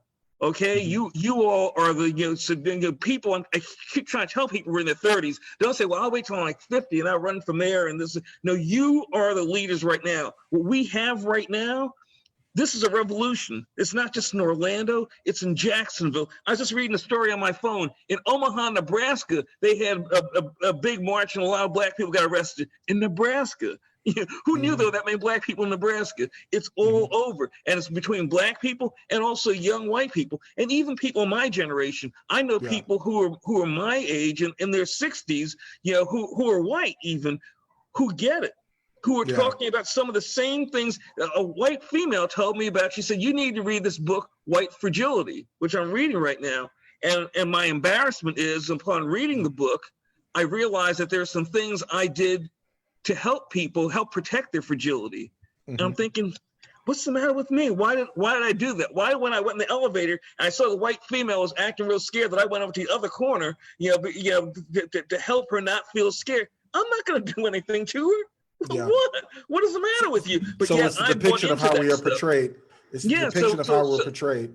So we got to start portraying ourselves. I always have my daughter laughing. When I grew up, I'm from New York City. Back in like 1965, if there was somebody black on TV, people be calling neighbors, hey, there's somebody black on TV, what's that? Well, we didn't even say black. We said colored then, or Negro. But we'd be all excited about that. You take that as a given right now. But what you're doing, what you're communicating and stuff like that, this needs to happen more. In terms of solutions, this is a revolution. I am not here to lead. I'm here to help raise you and the other activists up and everything. I can share with you some things that I've done, some things that have worked, some things that haven't worked. Things, you're going to make mistakes. Hopefully you don't make the same mistakes I made, okay? But it's on you all right now, because you know what? My generation of black folk, we didn't do enough.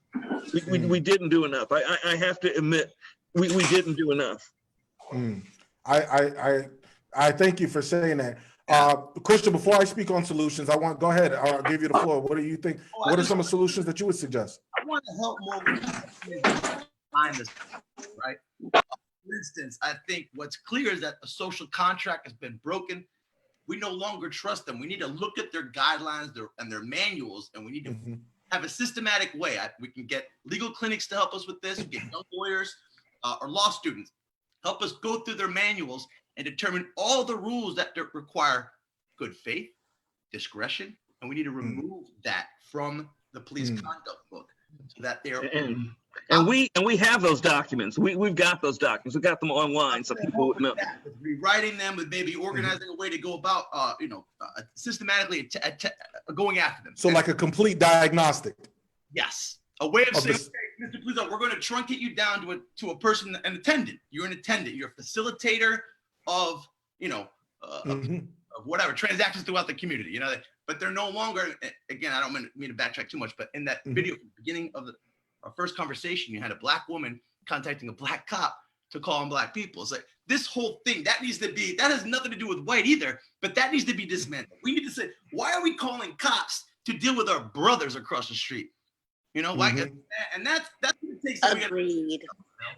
There's going to be some within ourselves, but I want to help with finding the way to change the rules, and I also want to I want to help with putting political pressure. Yeah. Pearly white fucking reputation on this line. I'm ready to go to bat. Yeah. One of the things that I propose, and mainly because I am a product of the system, right? I'm a product of Buddy Dyer's police accountability system, because I filed a complaint. I went through all of the loops and swoops and went to the meetings and stuff. And at the end of his system that he says is sufficient, I was left with no justice. The officer that I filed the complaint on, Officer Robert Shellhorn, who called black people useless savages, Colin Kaepernick useless savages. He said some other racist charged things. He still works for OPD. Not only did he work for OPD, he still has his time. He got his time back that he got a suspension from. So John Mina likes to tout off that he changed the social media policy. No, we changed the social media policy, because John Mina didn't wake up and do it on his own, because he had an epiphany, right? It was going through those meetings, uncovering corruption within the Police Citizen Review Board and the internal affairs of how they handle citizen complaints.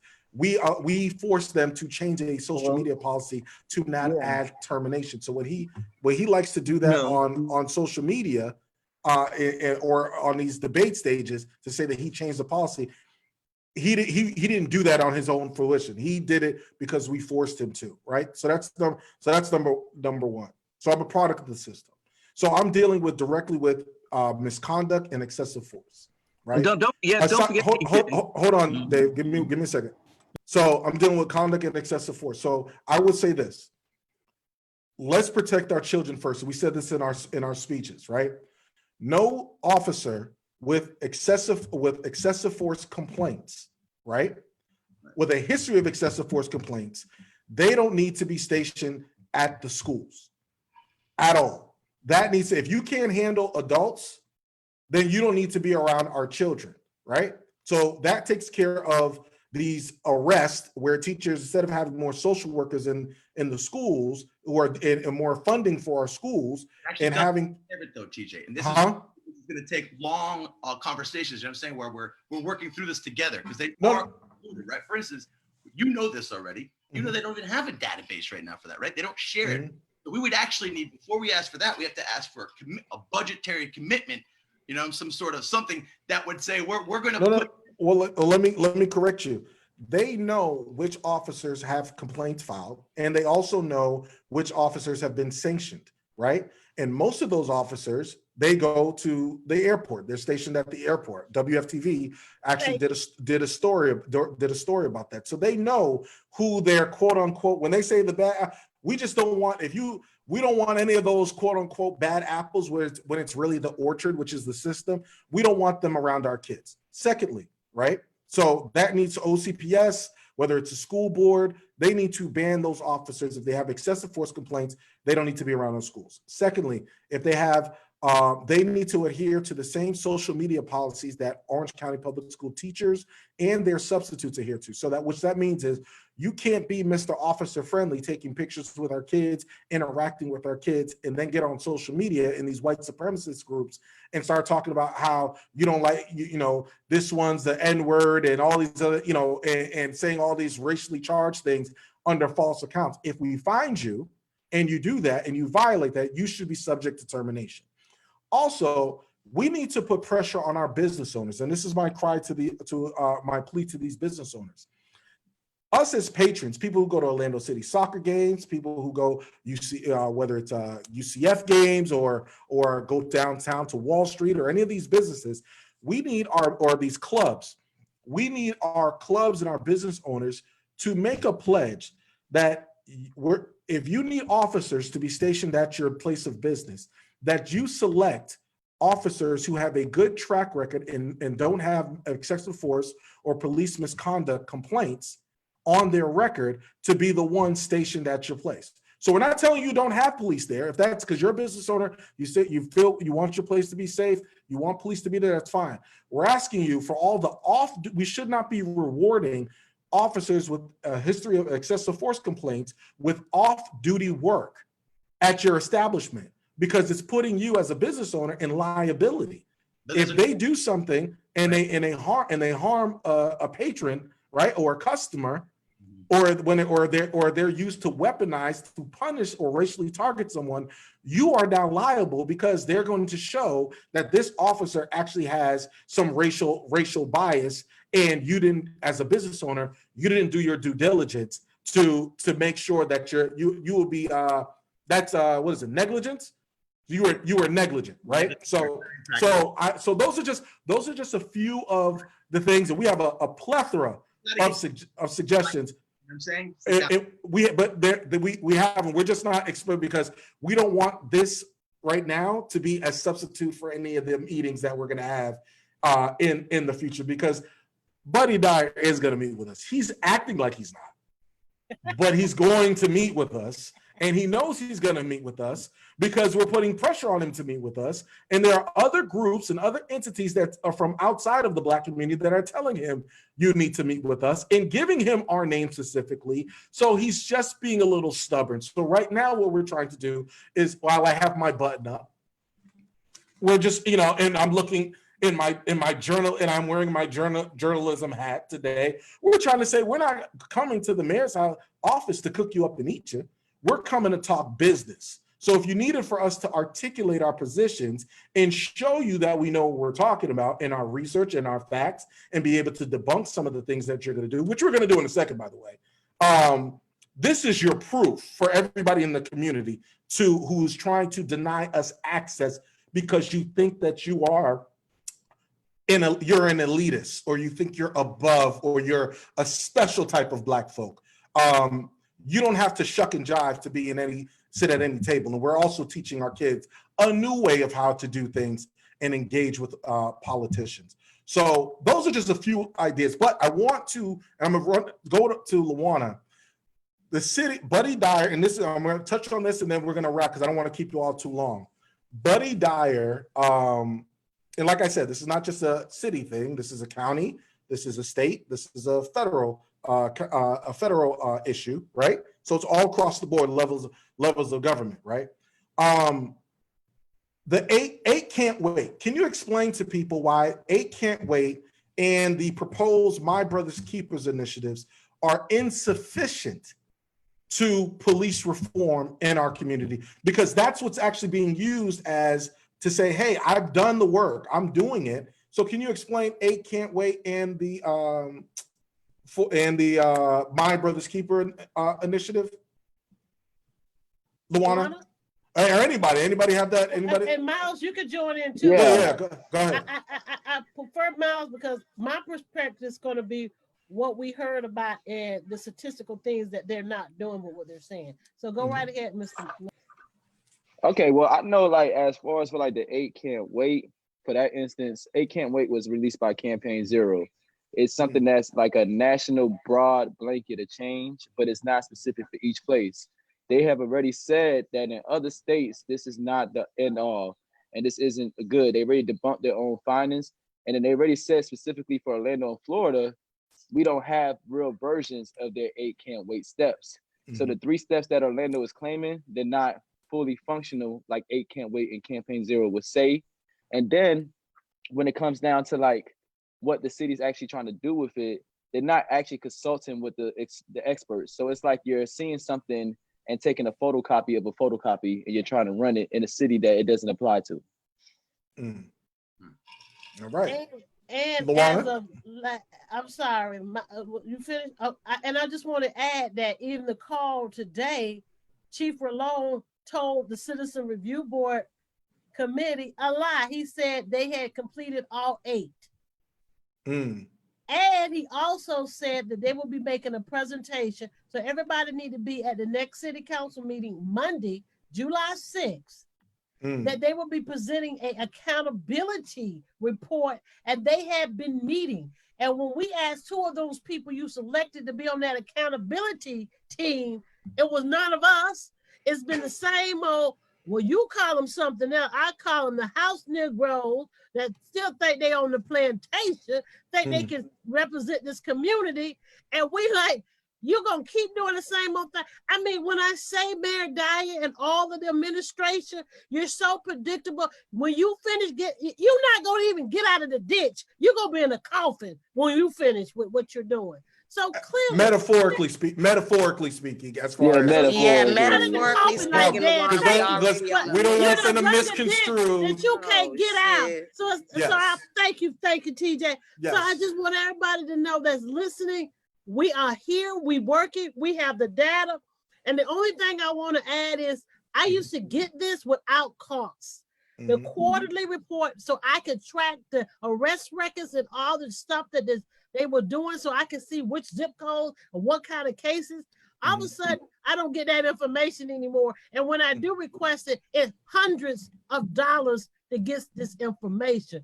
So clearly they know they have a problem and they don't want nobody else to know. So it's all about perception and cover up. So we are tracking the data and we're looking at it. So I don't want people to think we don't have a plan. Thank you for saying that, TJ.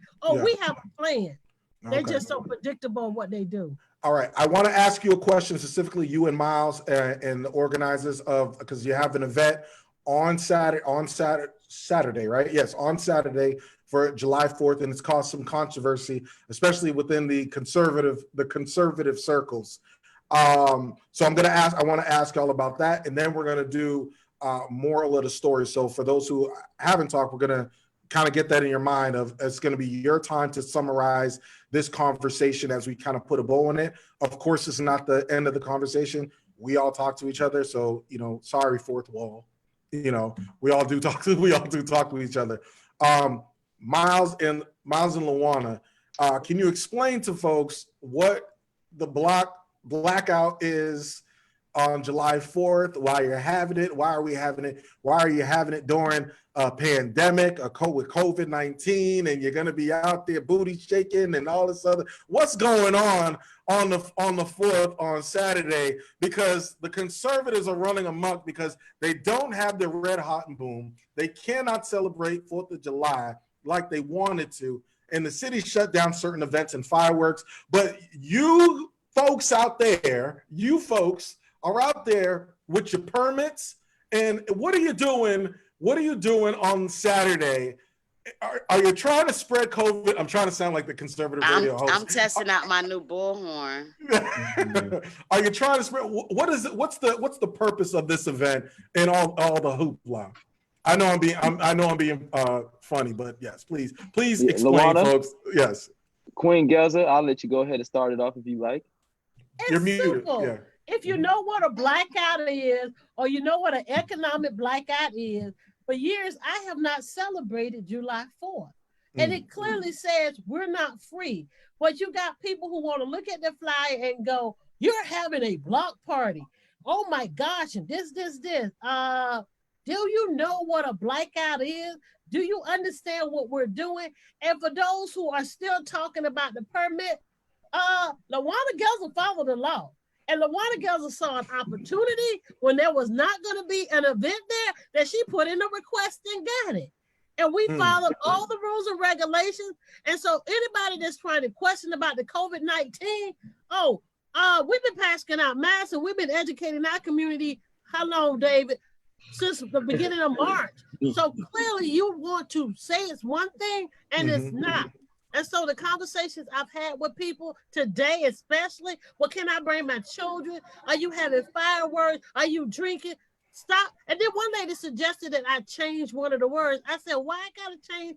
Wait, are you, so let's just clarify so that for people on record, is there going to be drinking there? No.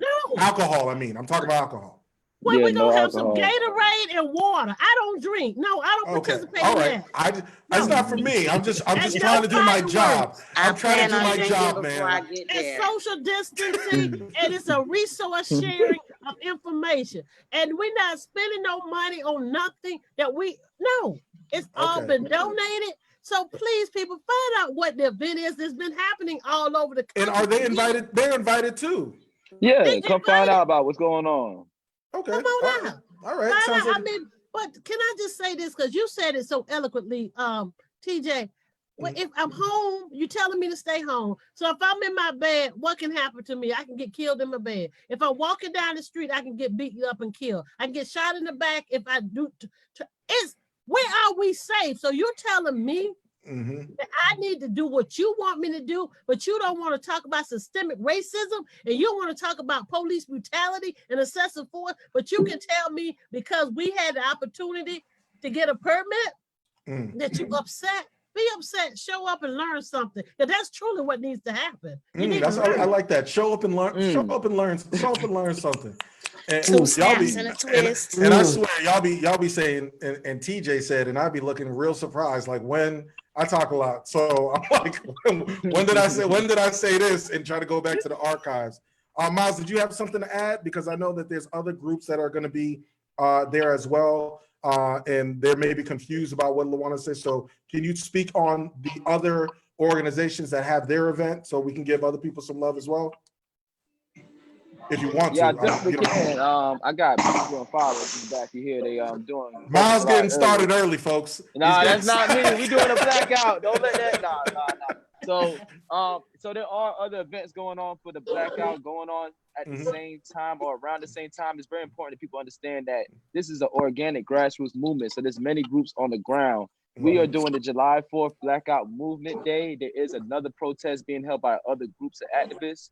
And basically, it's not like anyone's being pushed out the space, but people need to understand what the groups are so that they can understand what they're there for. You know, we don't stand for any kind of violence at these events, and we are standing for a message of reform and change and actual take steps that we can take. And the other groups that we are seeing out there, a lot of them have similar ideals.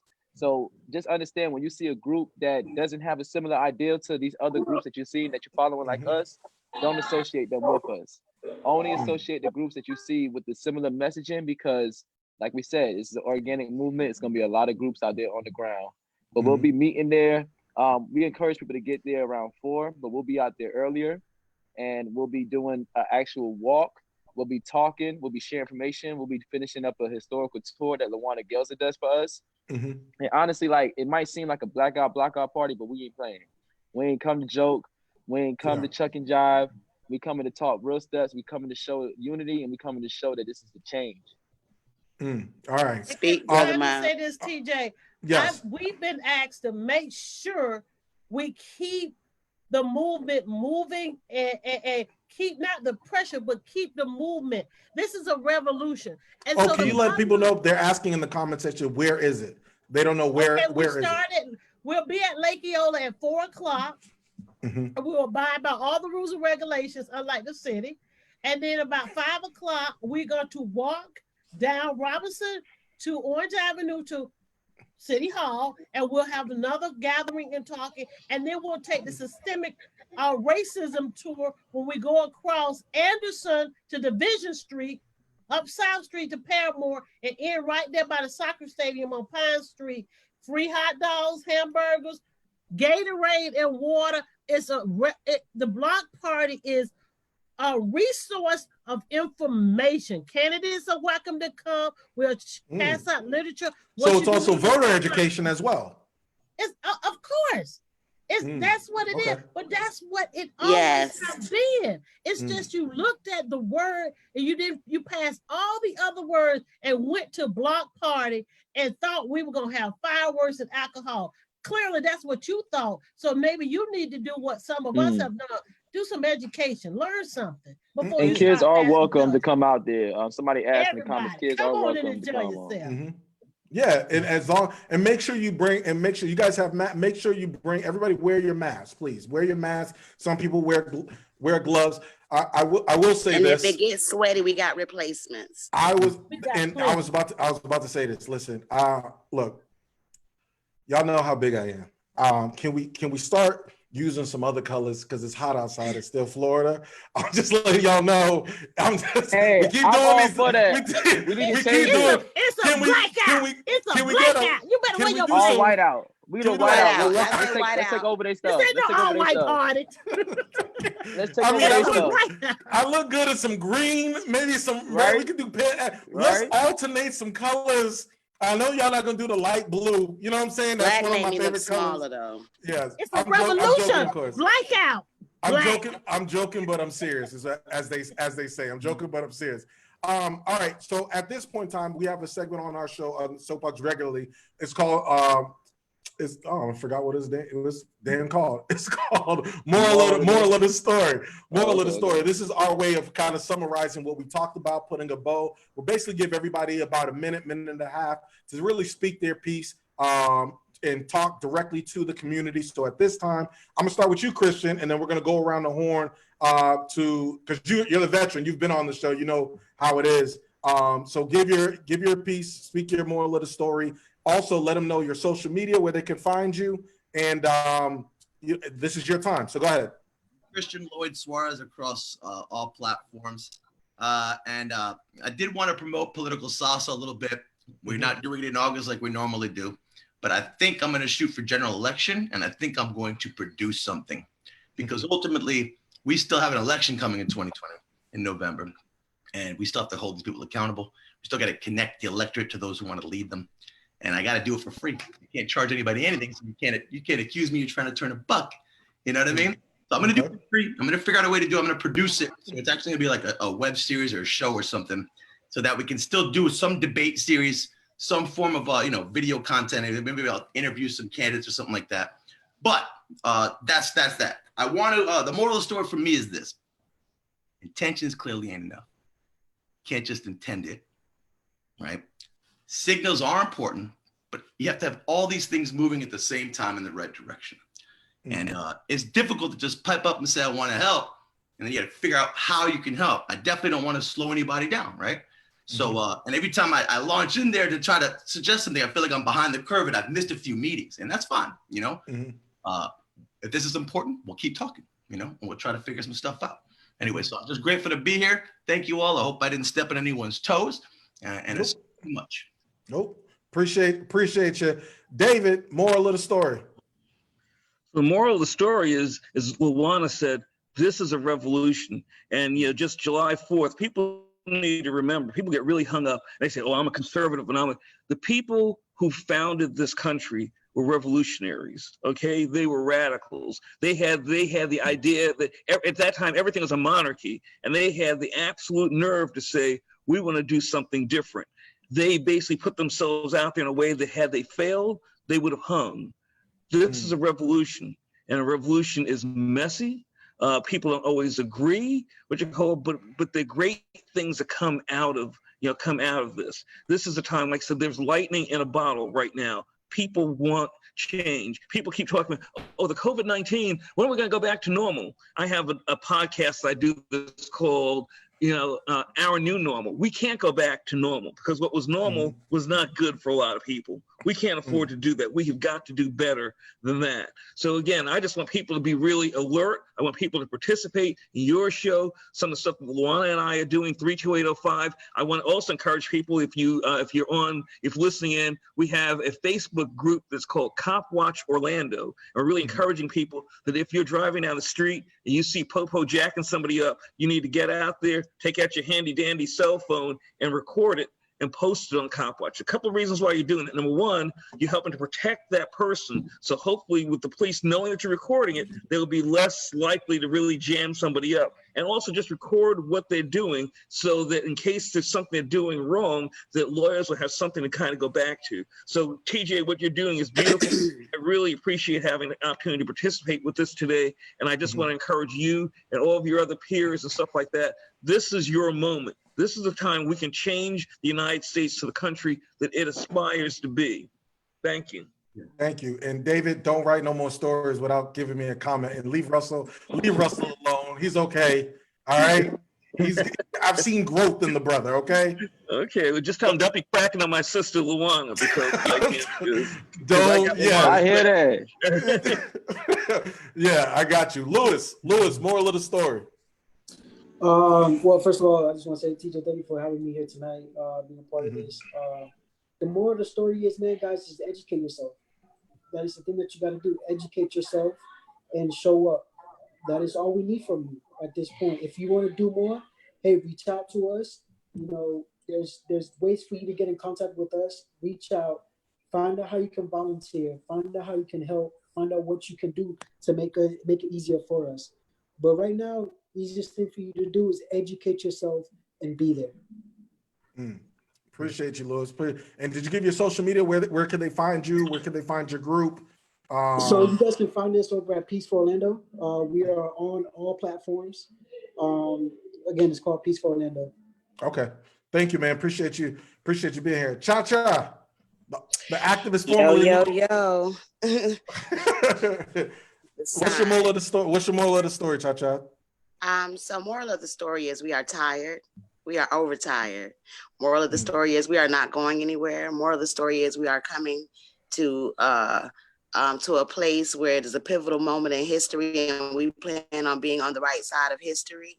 And that's where we plan to stay at. And by no means necessary will anybody, I know on this call in particular, and with the people that we have been rallying with for the last couple of weeks, at no point are we ready to stop. At no point are we ready to give in until there are some things that clearly are changed here in Orlando, Florida, not just by mouth and lip service, but with actual policy changes. And moral of the story is we're going to get it done. We're going to get it done by any means necessary. Any means necessary. Oh, and moral of the story is we are all one people, whether you are Black, LGBTQ, whether you are Black and straight, whether you are Black and Muslim, whether you are Black and whatever it may be, we are one people, and we have to come in the room together as one people. Thank you. Appreciate that. I'm gonna go to Miles. Miles, moral of the story. Yeah, like moral of the story to me is I like how Lawanna always says she's standing on the shoulders of those who came before her, because what the city's seeing, what the country's seeing, people's asking like what's going on. I know how it feels for me. It feels like the person who's been saying this stuff for a couple of years, but now it's like in fashion. But just like the Lawannas came before me, and then there comes the Cha-Chas, there comes the TJ Legacy, there comes the Mileses, there comes the Lewises, there comes the new people. This is an organic movement. It's going to keep growing. And the way it keeps growing is by us adding on to each other, not hurting each other. And what you're seeing right now is not something that was rehearsed. It's not something that's forced. And most importantly, it's not something that's paid. These are people organically coming together. And what's more powerful than money is the collective willpower. So I think that this is a change in time. This isn't some big white agenda like Black Lives Matter or some other stuff that's been commercialized. This is organic and homegrown, and this will keep growing and going stronger. Thank you, brother. Appreciate that. Listen, man, I'm gonna just be honest with you. I'm gonna have to stop talking either behind you or you're gonna have to be the headliner from now, because you're putting a little pressure. I gotta stay up now and read another book because Miles is working. So I appreciate your stuff. I like to tease him, but yeah, I appreciate your comments, man. Appreciate you, man. No, you're good, man. Miss Gelzer.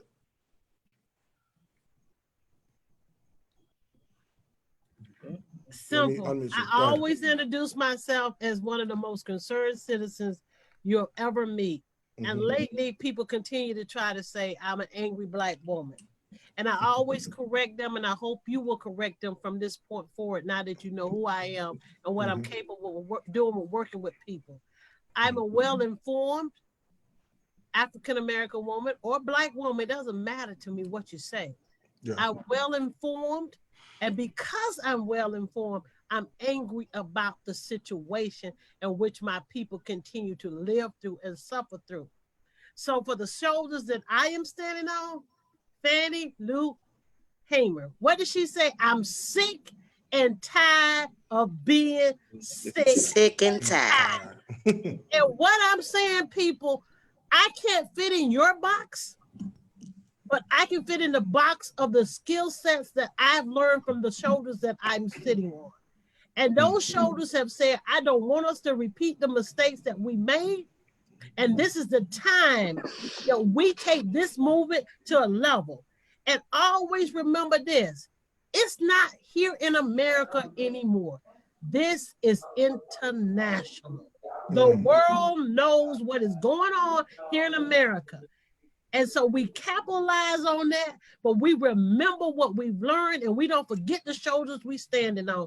I can never forget those shoulders, but we end up working together. We never will agree on everything, but the ultimate thing is respecting each other. If you can respect for each other, we can get a lot of work done. That's who Lawanna Gelzer is. I ain't an angry Black woman. I'm just a well-informed Black woman, bringing the facts. Thank you.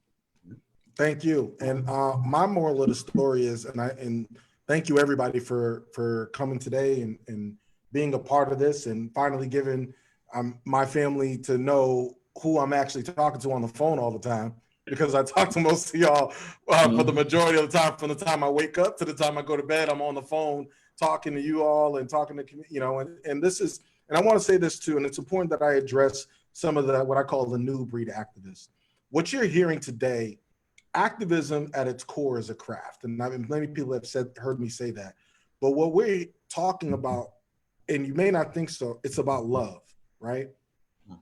And what love means to us as a people. And we're tired of we're tired of elected officials, clergy, and people in power and influence telling our community that they love us, they care about us, but their actions are proving otherwise. And so we're trying to teach not only ourselves and have a higher standard for ourselves and talk about self-worth and have self-awareness, but we're also teaching our children. So a lot of times when you criminalize our children, and it's because they feel like they don't have a sense of self-worth. That's the work that we're doing. And speaking in love, love is for those who also oppose us. So for that buffer class who will look at this video and watch it, we are still fighting for you too. So you may not understand, because even the Martins and the Malcolms and stuff, activists by nature are always ahead of the times because they see what's being done currently and see a better horizon, right? And so we are over there seeing what you don't see, right? similar to the people who, when Kaepernick knelt, they didn't get it at first, but now they're starting to come around and get it.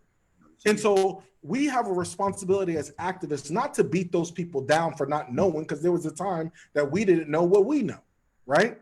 But it's to allow them the opportunity to align with us if you are for the dismantling of white supremacy. So when you have growth, and I think Lewis spoke to this, when you have newer activists or people who are still trying to acquire the information, it's okay to take mental reps. It's okay as an activist to say, I don't know. That means you're well on your way to becoming a leader. That's what activism is. It's a craft. It's the pull and pull. It's the organic raising up. It's not about microwavable leadership where someone pops you in an oven, they press organizer, they press activist, and the light bulb goes off, ding, and then you are anointed by the white power structure that you are the leader of a class of people. That's not how true leadership flourishes. True leadership actually flourishes by building relationships, by having conflict, by having conversations.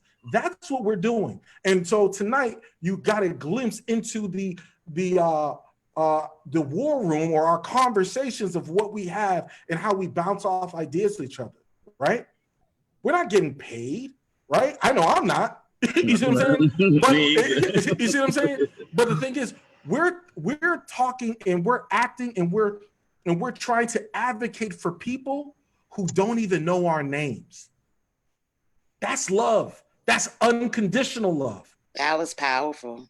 Right? So these children who don't even know, they're seeing officer friendly, whatever, they don't even know our names. So this is not about it. This is not an ego-driven movement. This is a movement that's generated out of love. But within love, we are the people that are trying to establish a new standard of how we do things. And so when we talk to Buddy Dye, it's not about, well, we don't want to meet and it's on his term, our times. No, it's about respect. It's about it's about self-worth. And so if we can stay in that lane, and we can get people to understand where we are coming from out of love, that we want to see our communities economically viable, not gentrified, not over-policed, not being brutalized, not being thrown up against the doors, not have voter suppression in our communities with these ballot brokers. These are the changes that we want to see. Having access to food, to natural foods and healthcare, these are the things that we are still fighting for. So we can go around you as we have, but please don't make us go through you, because that is it, because being well behaved and having to go and going through you as you are the gatekeepers to our justice, there's and I don't want to be there's a spiritual aspect to this movement as well. We don't have to lift a finger to get you out of our way.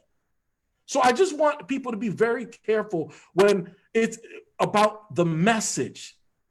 Stop focusing on the messengers. Focus on the message. And the message is love. The message is dismantling white supremacy. And the message is empowerment.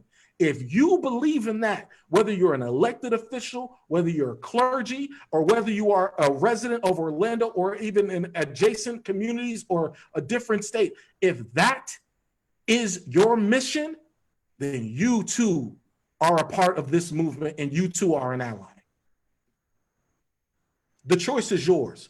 Which side of history do you want to be on? So, in closing, for Christian, for Lawanna, for David, for Lewis, for Miles, for Cha-Cha, this was the movement, the State of Activism address. Thank you very much. Peace. Yeah, that was good. Felt good. Good night.